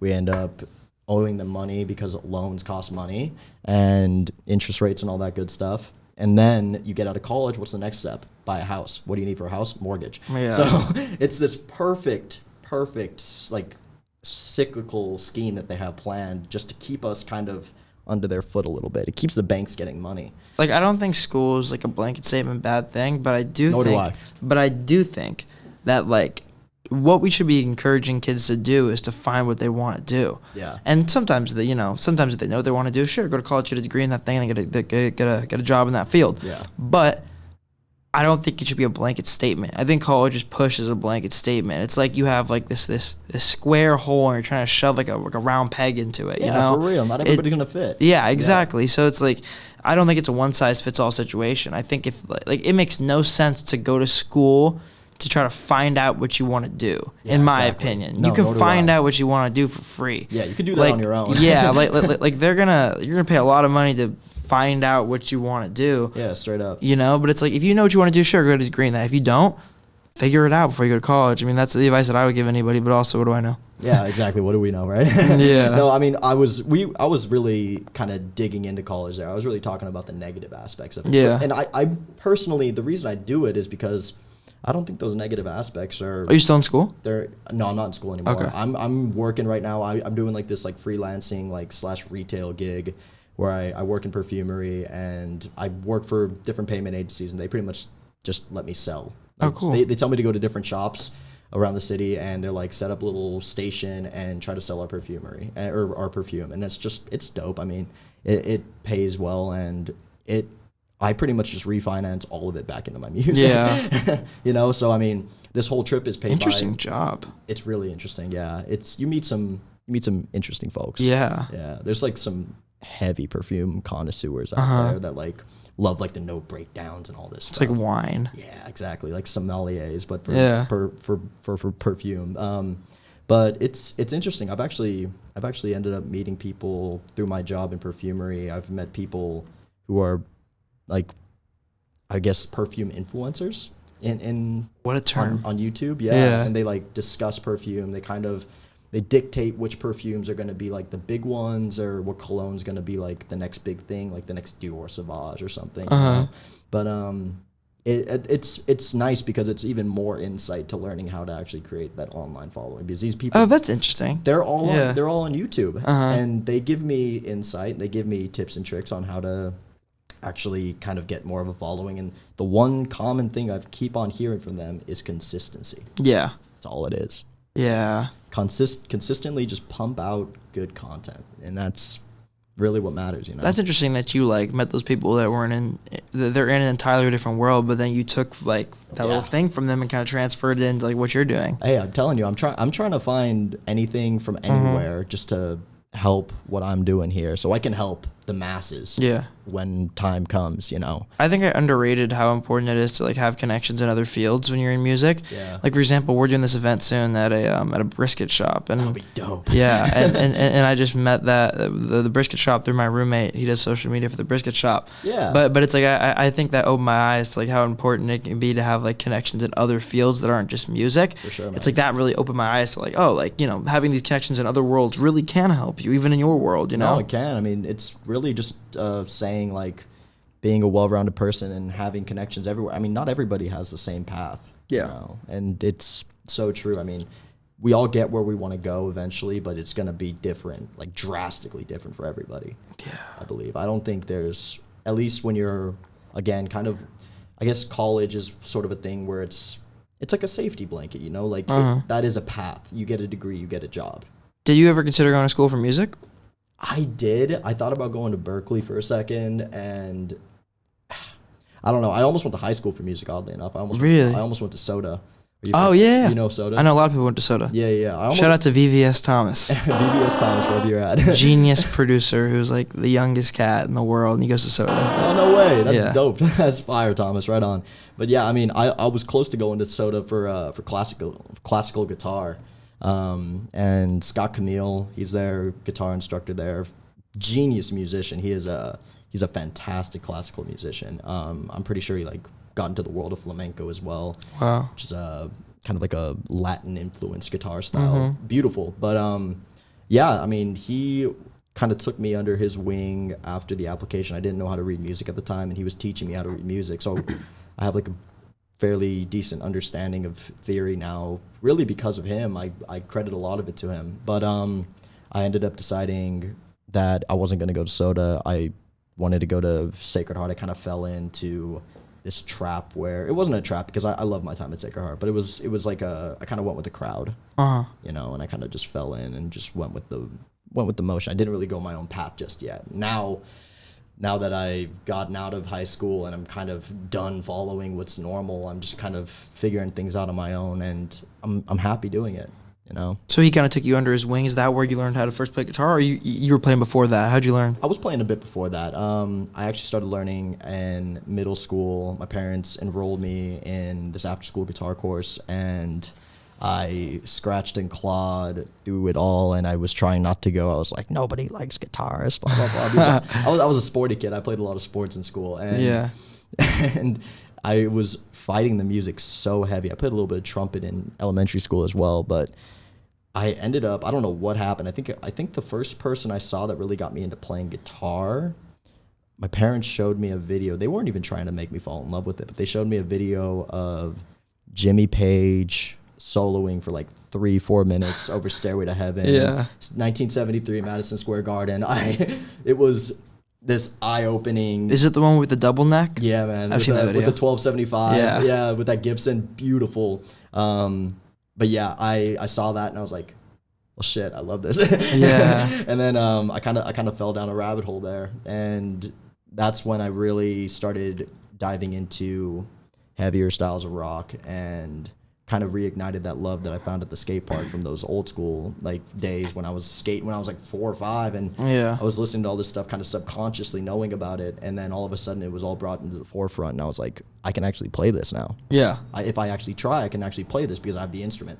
And beforehand I didn't necessarily have that huge connection to music because I didn't have the way of getting it out there, and discovering guitar was huge, and then my voice came on top of that, and now I'm predominantly doing vocal work. So yeah, everybody's path is different. Zeppelin was a crazy realization for me too when I first went down my kind of Zeppelin rabbit hole, because I realized like so much of the music that I was listening to at the time, I realized where it came from. A lot of it. And then like, you know, I went 2 years after that and I realized that a lot of the music that I was listening to as well was music that Zeppelin ended up stealing. For sure. It was cool. Like, I learned to realize like, I was like, you know, like I was listening to this one thing and then I was like, Zeppelin stole this. And then I was like, but these other people stole from Zeppelin. And I just realized, I was like, like it's this big conglomerate of people taking ideas from other people. Literally. And I did something so similar where I kind of like traced back the history of where the songs actually came from. And I wound up finding this one guy, Robert Johnson, old school blues musician. I think he was from Mississippi. He has this incredible folklore behind him, pretty much stating that he was a musician in Mississippi, struggling, kind of playing on the street, busking, guitarist, and he ended up leaving. He just vanished in like the 1920s. He vanished for like a year, and he came back and he had this completely new scale, and it was a blues scale, so it added that flat seventh, I believe, if my music theory is correct. Y'all check me. And he came back with that, and they called it the devil note, because I literally, the guitarist in my band told me about this. Yeah, and shout out to David. David, shout out. But they thought it was, they thought he sold his soul to the devil, and lo and behold, he ended up dying at 27. Whoa. And 27 Club. I'm sure y'all know about the 27 Club because that shit is creepy. There are man. no white lighters found. Oh my gosh, rest in peace, Kurt Cobain. Didn't Bradley Nowell die at 27 too? Did he? I don't know. Look it up. Oh, that'll be insane. Let's see. There's so many amazing musicians that have died at 27. It's freaky. Yeah. What's her name? I think. No, yeah. Bradley Nowell he died at 28. Oh my god. So he turned 28 like a month before, or like 2 months before he died. So he was really close. He was cusping it. Yeah. He was cusping it. Yeah, but it's freaky, man. Like it's too much to say it's a coincidence. I think it might have been Miley Cyrus. It was pretty public, but she went sober when she was 27. Wow, really? Yeah, and she was like, I am not becoming a member. Wow, I didn't know that. I was like, damn, that's kind of crazy. But yeah, no, it's a freaky thing. But Robert Johnson, a lot of those blues songs that you would hear back in the day, a lot of it sprung from what he found out from whatever that sabbatical was when he went away. Yeah. Who knows what he did, but I think about that Juice WRLD lyric a lot. I'm not making to the 27 club, or he said he was like, fuck a 27 club, I'm not making past 21. Yeah. Sad Dude, shit, man. So sad, bro. That's, I mean, you know, like all these, kind of going into that, like a lot of musicians nowadays, they're so heavily like intertwined with like just substance abuse and shit, you know? Yeah. It's crazy, man. I've been sober for 4 years. Good for you, bro. Thank you, bro. I appreciate it. I'm just kind of, I'm on nicotine. That's how I roll, you know? That's how I roll. Yeah. But, I mean, I stopped drinking when I was a senior in high school, which that was a strange experience to say the least. Because you stopped drinking in high school? Yeah, man. That's interesting. Yeah. So I was 18 and, I was drinking heavy. I was drinking like way too much. And then I ended up, if you want to like get into it, I ended up having like a little bit of a withdrawal. And ended up in the hospital for it. And I got a lot of alcoholism in my family. Mm-hmm. So when the doctor came in and was like, yo, you had alcohol withdrawal. And I was like, shit. But I kind of took it as like another learning experience. I was like, all right, I could either keep going down this dark path or I could just like straighten up my act and just nip it in the butt now. And yeah, I stopped drinking after that. Stopped smoking, stopped drinking. Good for you. Stopped doing any kind of drugs. But it's a very pivotal point, you know, kind of stopping something when all your friends keep going. Again, that was, in my opinion, I think I mentioned that I went through high school kind of like fitting in a little bit. I feel like after that was kind of like the point where I was like, all right, fuck fitting in. Yeah. Because one thing that a lot of guys have in common is they drink, they party, you know, and it brings people together and it's like a common thread. Mm-hmm. So when you lose that, you are kind of liberated a bit and you could kind of look at yourself as an individual, as a part of this group that are known as the partiers. And then you could kind of take that and inspire it to let you go down a different path. I always knew music was my passion. Yeah. I always knew I loved it. And that was kind of the turning point where I was kind of like, all right, man, I can be different now, you know? Yeah. I stopped drinking. I'm not fitting in with these people no more.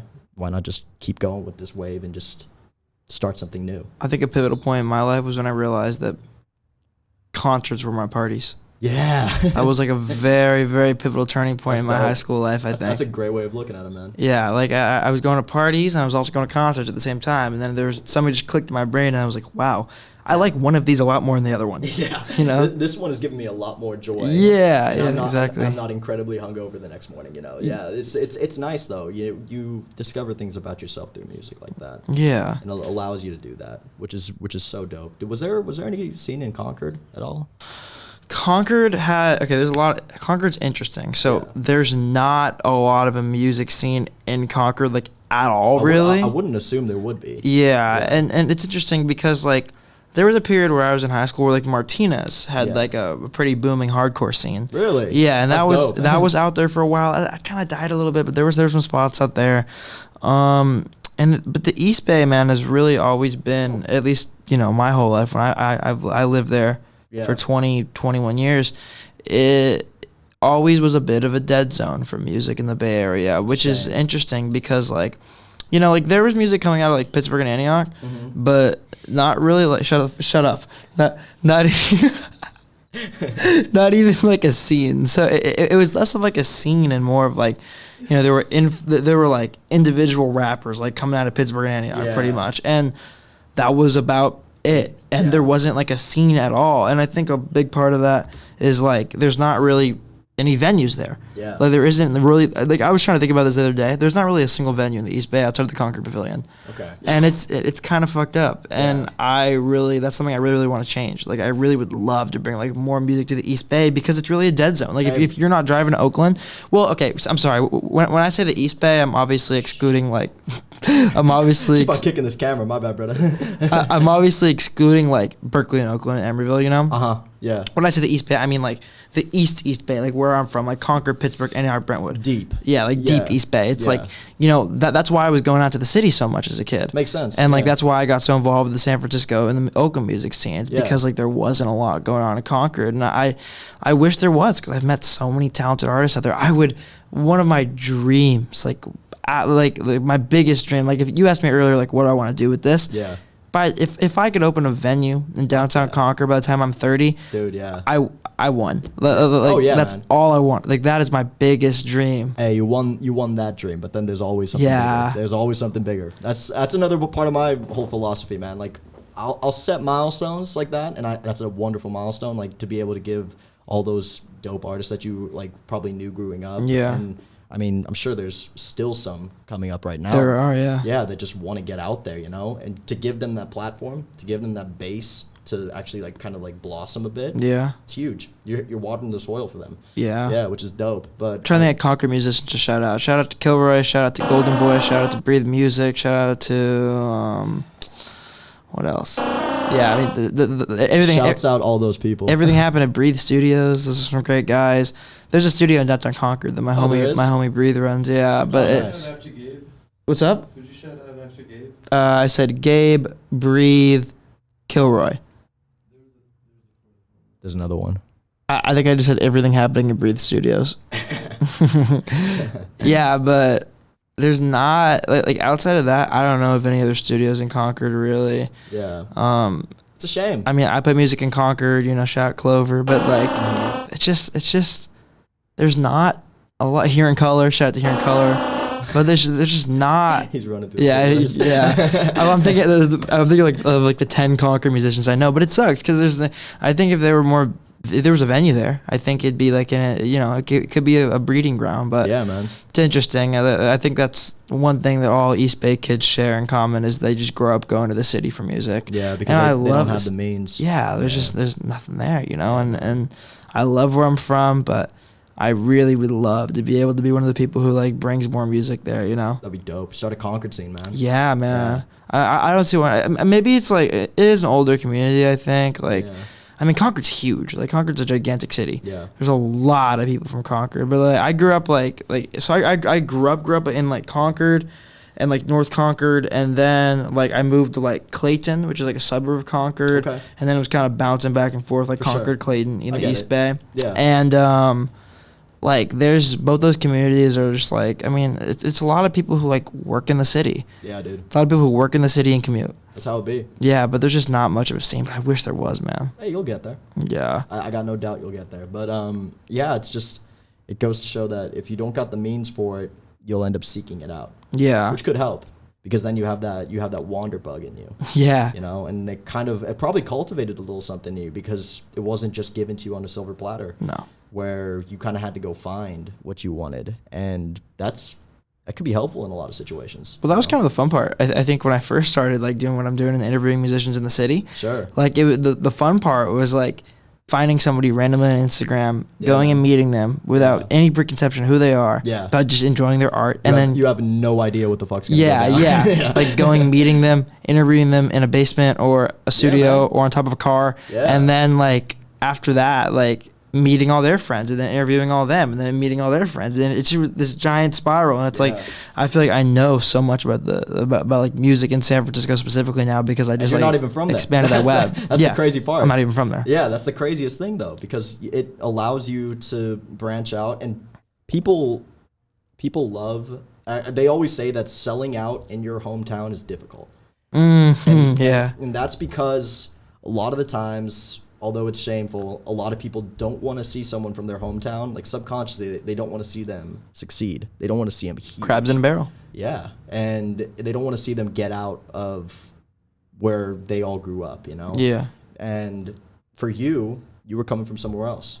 So that probably helped a little bit because you were like, oh, yeah, I'm from Concord. They're like, oh, shit, what's up, man? Welcome to the Bay, you know? Like, welcome to SF. And it was probably a very warm greeting for you. And there are other certain, like, situations where maybe people from the city will, I don't know, I just feel like people in the city, they try to put on for you, but at the same time, money is such a big deal.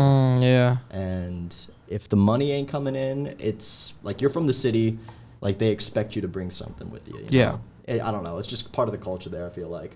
But I mean, for you, it's dope because you were able to kind of spread your wings a little bit and just check out new land and check everything out. And it probably helped you, like, somehow make the decision to move to LA. Oh, it totally did. I'm sure. And the thing is, though, it's like, I love LA. I've grown to love it, but my heart will always be in San Francisco. Damn like, right, bro. I will never love any city in the world more than I love that city because that city kind of taught me what was possible, I think. SF's crazy. Yeah, man. It is a really wild place to be. I really, really would love to, like, run a studio there. That's kind of like my dream. To have, like, a full... Actually, like, my biggest dream, right? It's like, I'd love to open a venue in Concord, but I would also really, really love to open a DIY venue in the city. That'd be sick. Have it be like this big space, you know, like a full DIY venue, and then like I would love if it was big enough to where like the top floor, we have like an interview studio, we have like a couple different podcast studios, we have like, you know, we're creating above the bridge content above this venue that we also run, and it's just like this gigantic home base. That's like my dream.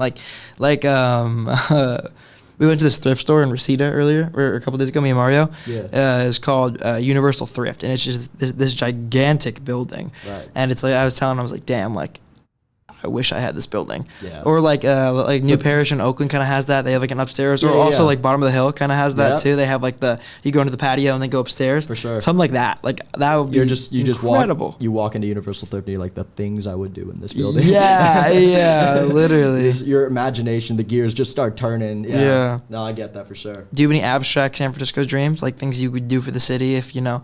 Man, I would, honestly...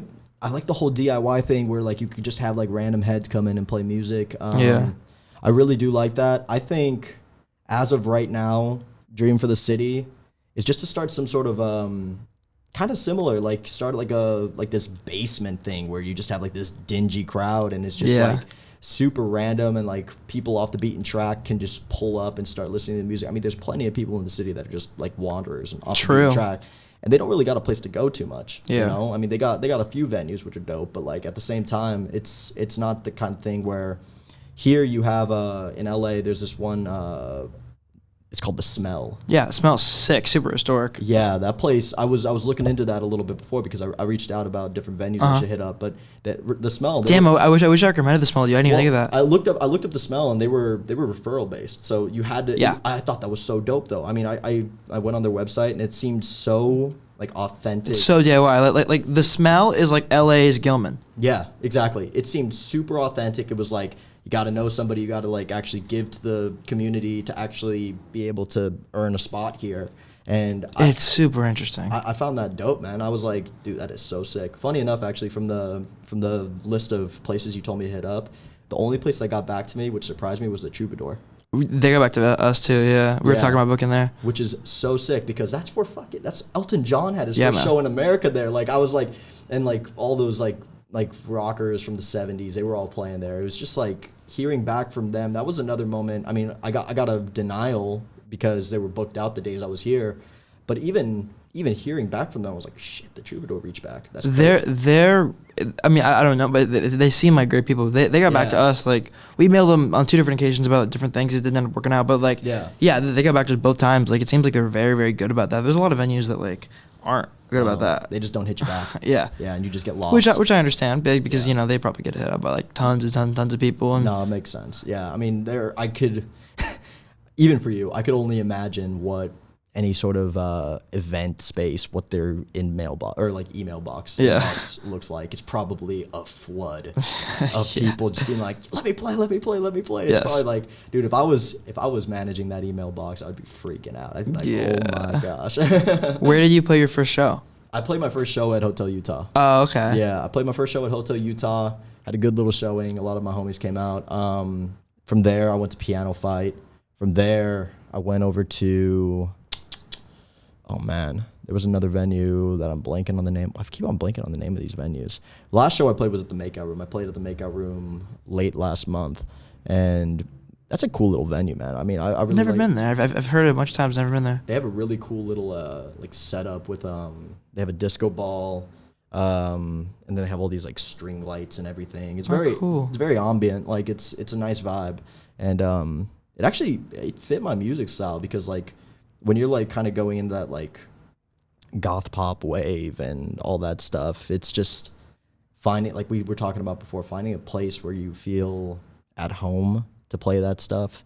It's not easy because it's just not a big thing, especially when the scene isn't big, or like the music scene as a whole isn't big in the city. It's not that easy to actually find a place where it's like, okay, this fits here. Yeah. Yeah. How far do you think your music progressed between like your first show and your most latest show? Actually, I think it's progressed quite a bit. I believe my showmanship has progressed a lot. I've always loved being on stage. Kind of like going back to the Imagine Dragons thing, like wondering how it would feel to be on stage as opposed to watching. I like performing is like the biggest drug I got. Like I really don't need any substances, and like being sober for 4 years is cool because at least I know I got performing under my belt. You know, if I ever want to get high, I could just go fucking perform for playing some people. Playing a show is one hell of a drug. Yeah, no, it really is, bro. And it's just this whole feeling of like your art and what you've created and what you've made from pretty much from scratch. It's just like what you've like created from the inside of you coming out and being performed to a bunch of people. If you haven't performed, you wouldn't understand. And yeah, I feel that. It's a crazy experience. And all those 3 shows, those like last 3, were those all under the new name? Yeah, those are all under Chvppy. Why? Can I ask you why you pivoted? Between the names? Yeah, man. Chvppy was kind of like a random decision. I woke up one day and was kind of like, you know what? I'm gonna switch from Joe Corge, because when I was writing music under Joe Corge, which is my name, I was creating kind of like pop punk, kind of like Green Day vibes. I was on GarageBand. I was just kind of fucking around with my guitar and my vocals, and it really wasn't professional. Even though some of the music I made under Joe Corge is like, it's very experimental and lyrically. What's your last name? Corge. Khor. Oh, interesting. I know somebody with almost the exact same name as you. Really? Yeah. That is so crazy. Yeah. What do you Course. know? Course. Interesting. Yeah. My last name is Lebanese. It's cool. Yeah, it's from my dad's side. I don't think I've met another Corge out there, but they obviously shortened it a little bit when they came to Ellis Island. But I was making okay music when I was under Joe Corge, and I started creating kind of this new sound. And I was still under the name Joe Corge, but I wasn't putting anything out. I was just kind of making music. And I decided that it didn't fit with the previous stuff I was putting out. So I was like, I got to kind of create something new and something that will just like be this new entity of who I am. The name Chvppy, super random. I was visiting one of my old homies he goes to school in Boulder. I ended up matching with this chick on Tinder, and we spent a few nights together, and she would tell me this story she was from Connecticut as well, and she would tell me this story about this guy that's from her hometown in Darien, like this really like... Darien, affluent part of Connecticut. Interesting. And Darien. And she would be like, it was a short guy who would chat to everybody, and he was the life of the party. And his name was Chvppy. I'm not joking. His name was Chvppy. And I forgot about it. I forgot about her telling me this. And then when I was starting to think about renaming myself, I thought of Chvppy, and I didn't know where it came from, but I just thought of Chvppy. And then I was like kind of like racking my brain, kind of like trying to wonder like where could this have come from? Like Chvppy is kind of like an out there name. It's just like kind of random, you know? And then I remembered, I was like, shit, she told me about a dude named Chvppy. Have you told her this? Yeah, I haven't told her this yet. We don't really talk no more, but I mean, if I were to hit her up, if I get to the point where I feel comfortable hitting her up, then I'll be like, yo, yeah, like the name came from the story you told me. But it was a spur of the moment thing. I switched it up. I was Chvppy, and now I'm Chvppy. It was Chvppy with an A for a while, and then I changed the A to a V just for SEO purposes. They do that. It shows up better, yeah. Yeah. And I feel like V is close enough to an A, and Jake does it. You know, Yeah. Jake does the JVKE thing. So Yeah. I was seeing people do that, and I would like wonder why they were doing it. And I was like, oh, it's just to become visible. So I started doing it under Chvppy with a V, and yeah, I mean, I got an album out, or album EP thing. It's got 14 songs on it. I got that out at the end of last month. Right now, I'm just kind of marketing it on TikTok. Do you know like the Sigma culture at all? What about it? Do you know about it? Like the memes about it? Yeah. The memes and shit. Yeah. So I'm using the Sigma memes to like kind of like direct traffic towards my music. So I'll make a Sigma meme. The gray hour. How to be Sigma. Yeah, pretty much, bro. I'll like I'll make like a meme with like Patrick Bateman in it or something, just for like the fuck of it, and I'll make like some like funny caption on it, and then I'll put my song behind it. And from that, I've seen a little bit of an uptick in streaming. I haven't promoted it at all as Chvppy, which is so interesting. I'm kind of doing it. Why not? I don't know. I'm kind of doing all of it behind the scenes right now as this alias under my Sigma account, and I'm getting traffic, and it's a very unorthodox way of doing it, but I've actually noticed I've gotten some traffic on it, which is kind of interesting to me. Yeah. It's another path to actually get there, I guess. But I plan on getting a new, like, I'm gonna drop a single. I've got one song that I'm like feeling on, and I wanna build something up behind it before I get it out there. I want people to be talking about it before it's actually out. So I'm trying to rub shoulders with the right people, and get some sort of a following behind it. It's gonna be called Scumbag. So keep your ears out or keep your eyes open for the name Scumbag wherever you may see it. But that kind of reminds me of how there's this crazy story about how Lil Nas X would go on these, like, when he dropped like Old Town Road, he would like go on these Reddit forums, and he would like, there's like these Reddit forums where it's like name a song, like, you know, it's essentially Shazam, but like for Redditors, you know. So if you hear a song at the grocery store and you're like, oh, what's that one song that goes like da na na na na na, and you like voice memo into Reddit or whatever, and then people are like, oh, what's this song?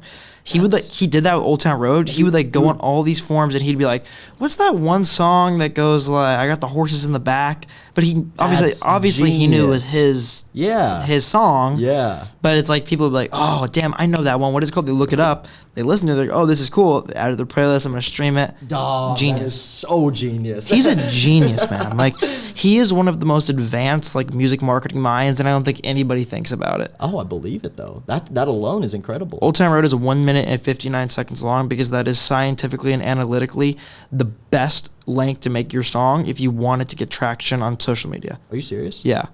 1 minute and 59 seconds. It's analytically the best length. No way. Yeah. Oh my gosh. It's just short enough. So he's got the science behind it. He's a genius. Yeah. It's just short enough to restream. Yeah. But it's not too long to where you get bored, but it's long enough to where you feel like you get a fleshed out song. Wow. It is like analytically, like the songs that are a minute, 59 seconds long get more replays than almost any other length. No shit. Yeah. I had no idea. It's incredibly interesting. Yeah, that is super interesting. It goes into like the psychology behind music. Yeah. Yeah. No, that kind of goes back to that thing with the yellow, the color of yellow, like building up curiosity. Sorry, can you lean in? Yeah, for sure, man. Sorry. I got you. No, you good. But it kind of goes back to that whole thing of like when you change the screen or the click color or the title color of your one Oliver Tree video to yellow. And I mean, neither of us are doctors, but like, we could do our best to kind of like psychologically influence people not in a malicious way, but just in a way where we can actually like get our stuff out there. And that's the really interesting thing about TikTok. It's like so much of TikTok is like almost like learning how to. I don't think manipulate's the right word because I think manipulate implies like malicious intent. Yeah. But I think like so much of TikTok is like finding the way that you can like play with somebody's psychology and just get them to scroll past something and stop. Yeah. Like, because it's interesting, right? Think about it, right? Just to catch someone. Just to stop. Just to stop and watch it. Because it's like, you know, like what is when you're on TikTok, you're scroll. Exactly. So it's like, what can you psychologically do in the first second of your video to get somebody to stop? Yeah. Like what's going to catch them? What's that hook going to be? Exactly. It comes down to, I see you doing it on Instagram Reels. I mean, it comes down to like putting like text over words, like, you know, like all that stuff. Minor things like that most people would never think about doing is actually creating a huge trigger in someone's mind to actually pay attention. I've been learning a lot about that recently, and I'm still not an expert at it, but I've definitely been getting better with it. And I took an influence from the homie Sean Rizwan. Shout out to Sean. He's like a TikTok genius, and I was with him, and I showed him our TikTok one time. This is like 4 or 5 months ago, and I was all like, "Hey, bro, like if you had to tell us like one thing that's wrong with this, what would it be?" And he looked at it, scrolled through a couple of videos, and he was like, "I don't know what's going on."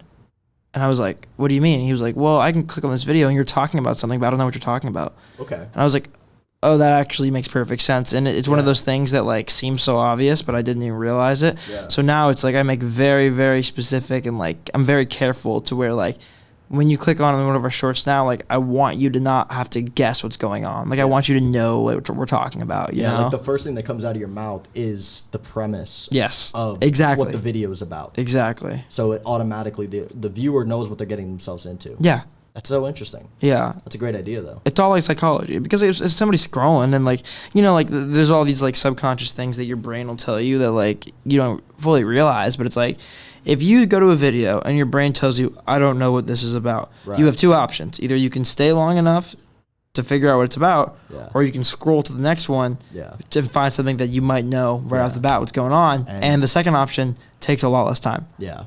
Yeah, thanks to TikTok, I feel like a lot of people's attention spans are just like dwindling by the day. So getting that point across at the very start is actually so important, because, I mean, if you see somebody that's influential speaking and you don't know what they're talking about, you might feel more inclined to listen. Yeah. But somebody like us, we're really trying to get where we want to be. They're not necessarily going to have that same feeling of like, oh, let's hear this. Why would they? Yeah, exactly. Let's hear what this random guy has to say. Like, they have no reason to. Yeah. You know? Because we don't necessarily have that pedestal that people appreciate just yet, and that people actually listen to just yet. Exactly. But once you get there, it kind of snowballs and becomes a little bit easier. Maybe. It's so fascinating to me how TikTok has like literally altered the way that our brains work as human beings. Oh, for sure. I mean, not only TikTok, but our phones too. Yeah, man. Oh, it's insane. Our phones are like an extension of us now. Yeah. It's only a matter of time until those phones are like in us. In us. Yeah, exactly. That's an interesting way to put it. Like they're an extension of us, because they really are. They're on our wrists now. Yeah. I mean, we got like they're getting closer. Do you have an Apple Watch? No, I don't. This is a little Timex. This is a $30 watch from Target. That's kind of sick. Thank you, bro. I appreciate it. I think it's class, but I like I'm kind of a watch head. I like looking into like classic, like vintage, like Omegas. Like if anybody out there watching understands like watches at all, like dream watch of mine, vintage 1970s Omega Seamaster.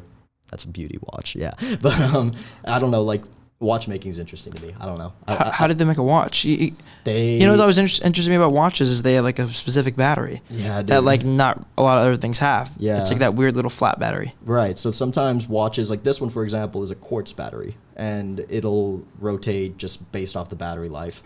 But if you actually get into like the art of like mechanical watchmaking, it is insanely intricate. Like when they're actually creating some watches, I mean, if you like think about like for base example, Rollies, like Rolex, those all are mechanical watches. So they have mini engines inside of them. Whoa. They're really crazy, and they can they function sometimes off like gravitational pull of the earth. Like I'm not joking. There's like actual science. Yeah, no, I'm telling you, bro, it's insane. There's like a whole world of watchmaking. What? Yeah, that just blew my mind.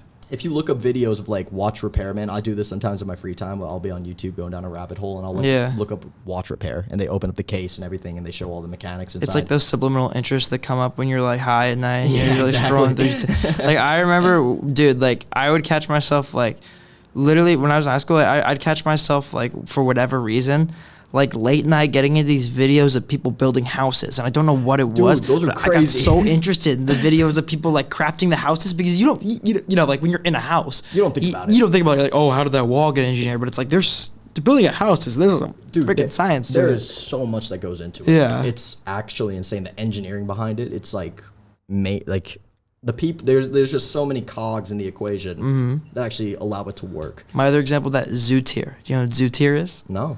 Zootier is quite possibly my favorite YouTube channel on earth. Shout out to Zootier. Shout out Zootier. Zootier is this guy who makes these tier lists about animals, right? Mm-hmm. And so, for example, he'll say like the ocean tier list. Okay. What he does is he makes this entire video where it's like on the surface he's like, he's ranking like in like fights, for example, like or like in survival, like where these fish in this certain biome would rank, But the crazy part is his editing style. He does it all through the perspective of a video game. No like way. It's almost like it's hard to explain, but it's almost like imagine like it's like nature videos for kids who grow up playing Super Smash Bros. My God, that is insane. It's so cool. And I'm not even gonna lie, like that poster, that second show with your Family Ties, a lot of like the marketing angle, like how we kind of did like the whole thing like based on video games, like the posters, like a Super Smash Bros. Loading screen. We did like Pokemon cards for the marketing for all the people who played the show. Sick, bro. Like a lot of that was inspired by Zootier. No way. Yeah. Bro. That's crazy. But he's a crazy YouTuber. Like, it's just some of the most creative shit I've ever seen. Like, is it Zoo just like yeah, Zoo Tier. Okay, I'm gonna look that up actually, bro. Or is it Tier Zoo? Maybe Tier. I always forget that, but I watch them all the time. I'm gonna have to watch that tonight, bro. Yeah, so interesting. Like one of my favorite ones is the snake one. Yeah. Like, I want to pull up this one because I pulled This is fire, bro. Like, he's so sick. Another person or like another channel that kind of makes watching fun. I mean, this is a very mainstream example, but infographics. You know how they do that kind of thing where it's all kind of cartoony and they kind of make a show out of what they're talking about. Mm-hmm. I love that shit. It just makes watching it so much more enjoyable. Yeah.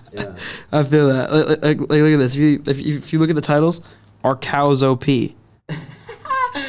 the insect tier list. And all of his videos get like millions of views, like every single one. Oh, that is so sick. Yeah, I've seen the octopus one. Yeah, our hermit crabs OP. Do you know about what goes on in like, or have you ever like explored into like learning about like the deep sea and all that stuff? Yeah, actually, when I was a kid, I wanted to be a marine biologist. Yeah? That was like one of my really, really early passions. Dude, that shit's so interesting. Yeah. Yeah, bro. Like deep sea gigantism and all that stuff. Yeah, gigantism. It's a crazy thing. Yeah. Like, dude. It really makes you wonder like what's actually underneath the ocean. Yeah. It's like literally, it's like outer space, but like it is under space. Space. Yeah. Well, it's literally like an entirely different world. Yeah.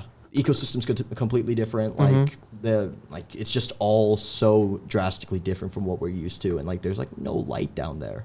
Like, when you get into like the twilight zone and the abyssal zone, like there's nothing there. Yeah. But there's like little fishies like swimming around, just living life like it's another day. Well, it's almost like it's like a parallel universe. Like there's like our world, there's like the ocean. Yeah. And then there's like outer space. It's like sure. 3 different worlds. Like there's almost like tiers to the world, you know? Yeah, man. We're right in the middle. I was obsessed with the Monterey Bay Aquarium as a kid. Yeah? My grandparents would bring me there all the time. That's fire, bro. I loved it. The Monterey Bay Aquarium is to this day one of my favorite places on earth. That is so sick. Yeah, no, it's crazy, man. I mean, that's, and kind of tying it back into music. Funny enough, it's crazy that we're talking about like the deep sea and we could tie it into music.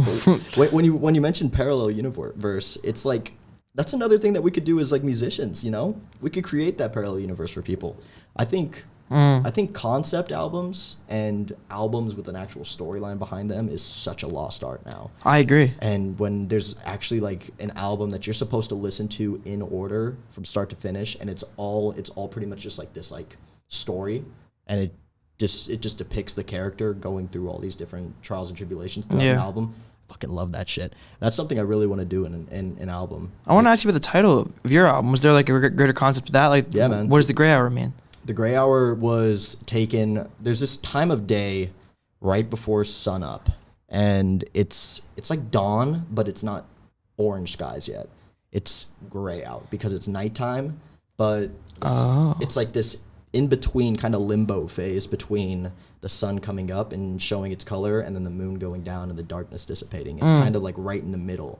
And there were times like 5:30. Yeah, man. And there were times where I would be up all night long writing songs, and I would look outside, and I ended up calling it the gray hour because I always ended up kind of finishing my song around that time of day, which was kind of interesting to me. I was like, oh, that's kind of weird. It's kind of like I'm on this like clock with music. That's interesting. Yeah, and I would start at like midnight, and then I would end up finishing around 5 like to 6, and I would be like nocturnal for a little while, and super bad for like my health. Like I wasn't sleeping, but I was doing it for the craft. But yeah, it came from that whole hour, and it's not that I had this huge spurt of creativity in that hour, but it was a feeling of completion that I got.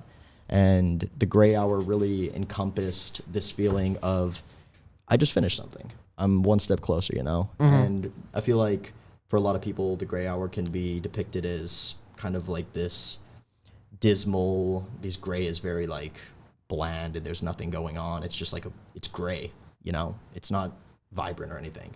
But for me, the gray hour, it was this time where I felt accomplished in something that I created. I came through the night and I came through the darkness, and now it's starting to get lighter. And for me, it was really symbolic because when I'd start writing, I would kind of write like, I have no choice. Like, this is what I want to do with my life. I'm writing for my life right now, you know? And it was a very intense way to look at things, but it's kind of how I operate when I write. And I get my emotions out. I do what I got to do. And then when I'm done, the sun's kind of starting to come up a little bit. I'm not there just yet, but we're getting to the sunlight, you know? That's beautiful. I feel that, man. You like that? Yeah. Thank you. You ever like start working and then you wake up and you open your door, or not wake up, but you finish working, you open your door and it's dark, it's light outside? Yeah, man. I had that like that recently. I don't know if this will be out before like the time that we announced this. What day is it today?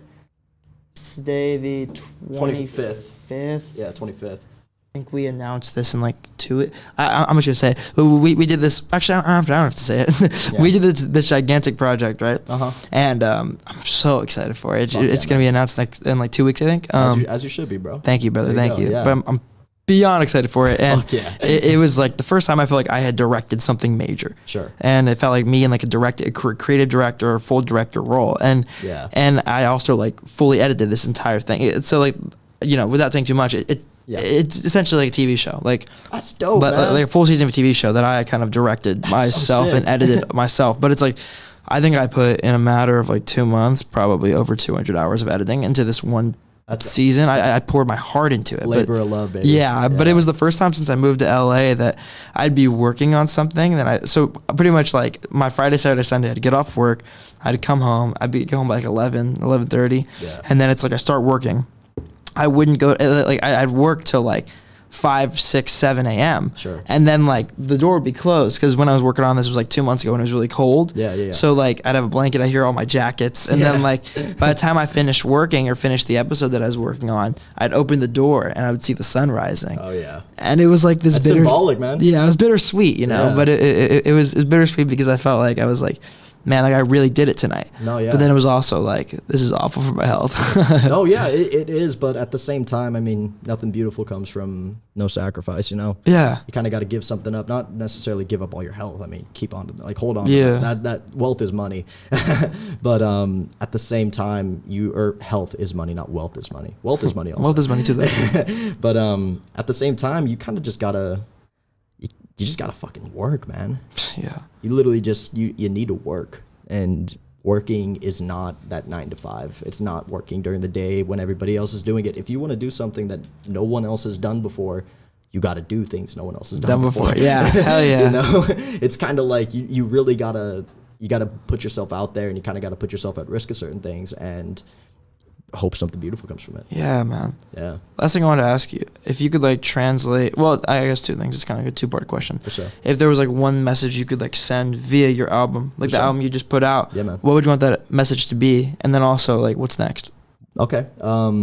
Message from that album I put out is, don't always look at things for face value. It's a very sad, depressing, bleak album. There are a couple songs in there with some happiness and some positive songs, but if you really dive into it and kind of use that philosophy I have behind the album title, The Name, you really can see that taking all this dreadful stuff and all this heartbreak and all this just sorrow and turning it into something beautiful, it doesn't always have to be a bad thing, you know? And a lot of things get thrown in your path in life that a lot of people aren't gonna resonate with.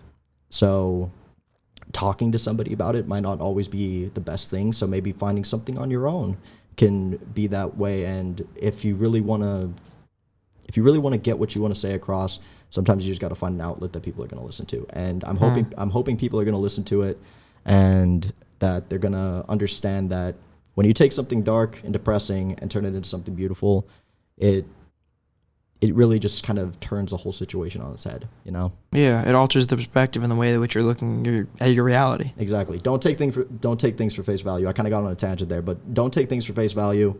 The album it's a sad album, but I wrote it with a happiness.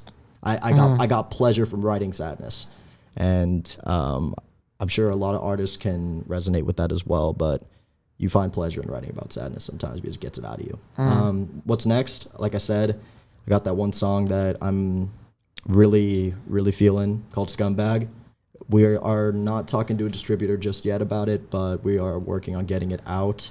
Hopefully fairly soon. I want to get a little bit of a movement behind that. Before that, however, there is a good chance I can get a little EP going out for some more like emo trap stuff. The stuff that I put out on the Gray Hour was definitely post-punk and a bit more instrumental. It was post-punk, more melodic, and I guess gothic, I guess you could say. But the stuff I'm gonna put out now is gonna be more down that like kind of like that Lil Peep avenue with more rhythm behind it. Still the melody, but definitely a little bit more rhythm. Also, got a show working on right now at I think it's this little outdoor beach in Berkeley. Whoa. Yeah, dude, it's dope. One of my homies, shout out Sketch Sanders, 5'10", sorry. Sketch Sanders, 510. 510, yes sir. He's 510 goon. He is a incredible guitarist that I played a few shows with. He's his own act, but cool. He's a music teacher in the city or in Oakland, pardon me, but yeah, he's a phenomenal musician and he's got some dope stuff. He hit me up. He was like, we're going to do this outdoor gig with like 8 bands. That sounds sick. If you want to get like a 20-30 minute set in there, I'm going to try to work you in. I was like, for surely. So we're working on that right now, but it's going to be at a beach in Berkeley, and damn, I think it's called on the marina. It might be the marina, but I know it's going to be outdoor. It's going to be like that's sick. There's a huge punk outing. It's going to be sick. That's fire. It's going to be fucking rad. Yeah, but that's we're working on that in like the next maybe month or two to actually have that getting going. But yeah, man, what's coming for me? Who knows? Just got to keep brushing shoulders and hopefully something big comes out of it. You know? Hell yeah, brother. Tell them where they can follow you, where they can stream the album. Yeah, dude, for sure. So Instagram is going to be chvppy.music. It's going to be chvppy.music. Same goes for my YouTube. If you want to look it up on Apple Music, SoundCloud, Spotify, it's all going to be Chvppy, Chvppy. To help SEO out, type in Chvppy, The Gray Hour. And yeah, man. Hell yeah. Thank you, brother. That was a lot of fun. I appreciate it, Brody. This was a blast. I mean, I've really wanted to come down here and actually like get to talk to you, but yeah. Well, thank you, bro. This was actually a really dope experience. I really appreciate you coming down. Thank you, bro. It means a lot that you're willing to come down from the Bay for it, bro. Hey, bro, dude. I told you, I got to come down to LA eventually, and if it's to come on a show like this, I fuck with what you're doing. Thank you, man. Thank you so much. No, all right. Sure. Appreciate you, bro. Peace, boys. Music matters. Cheers.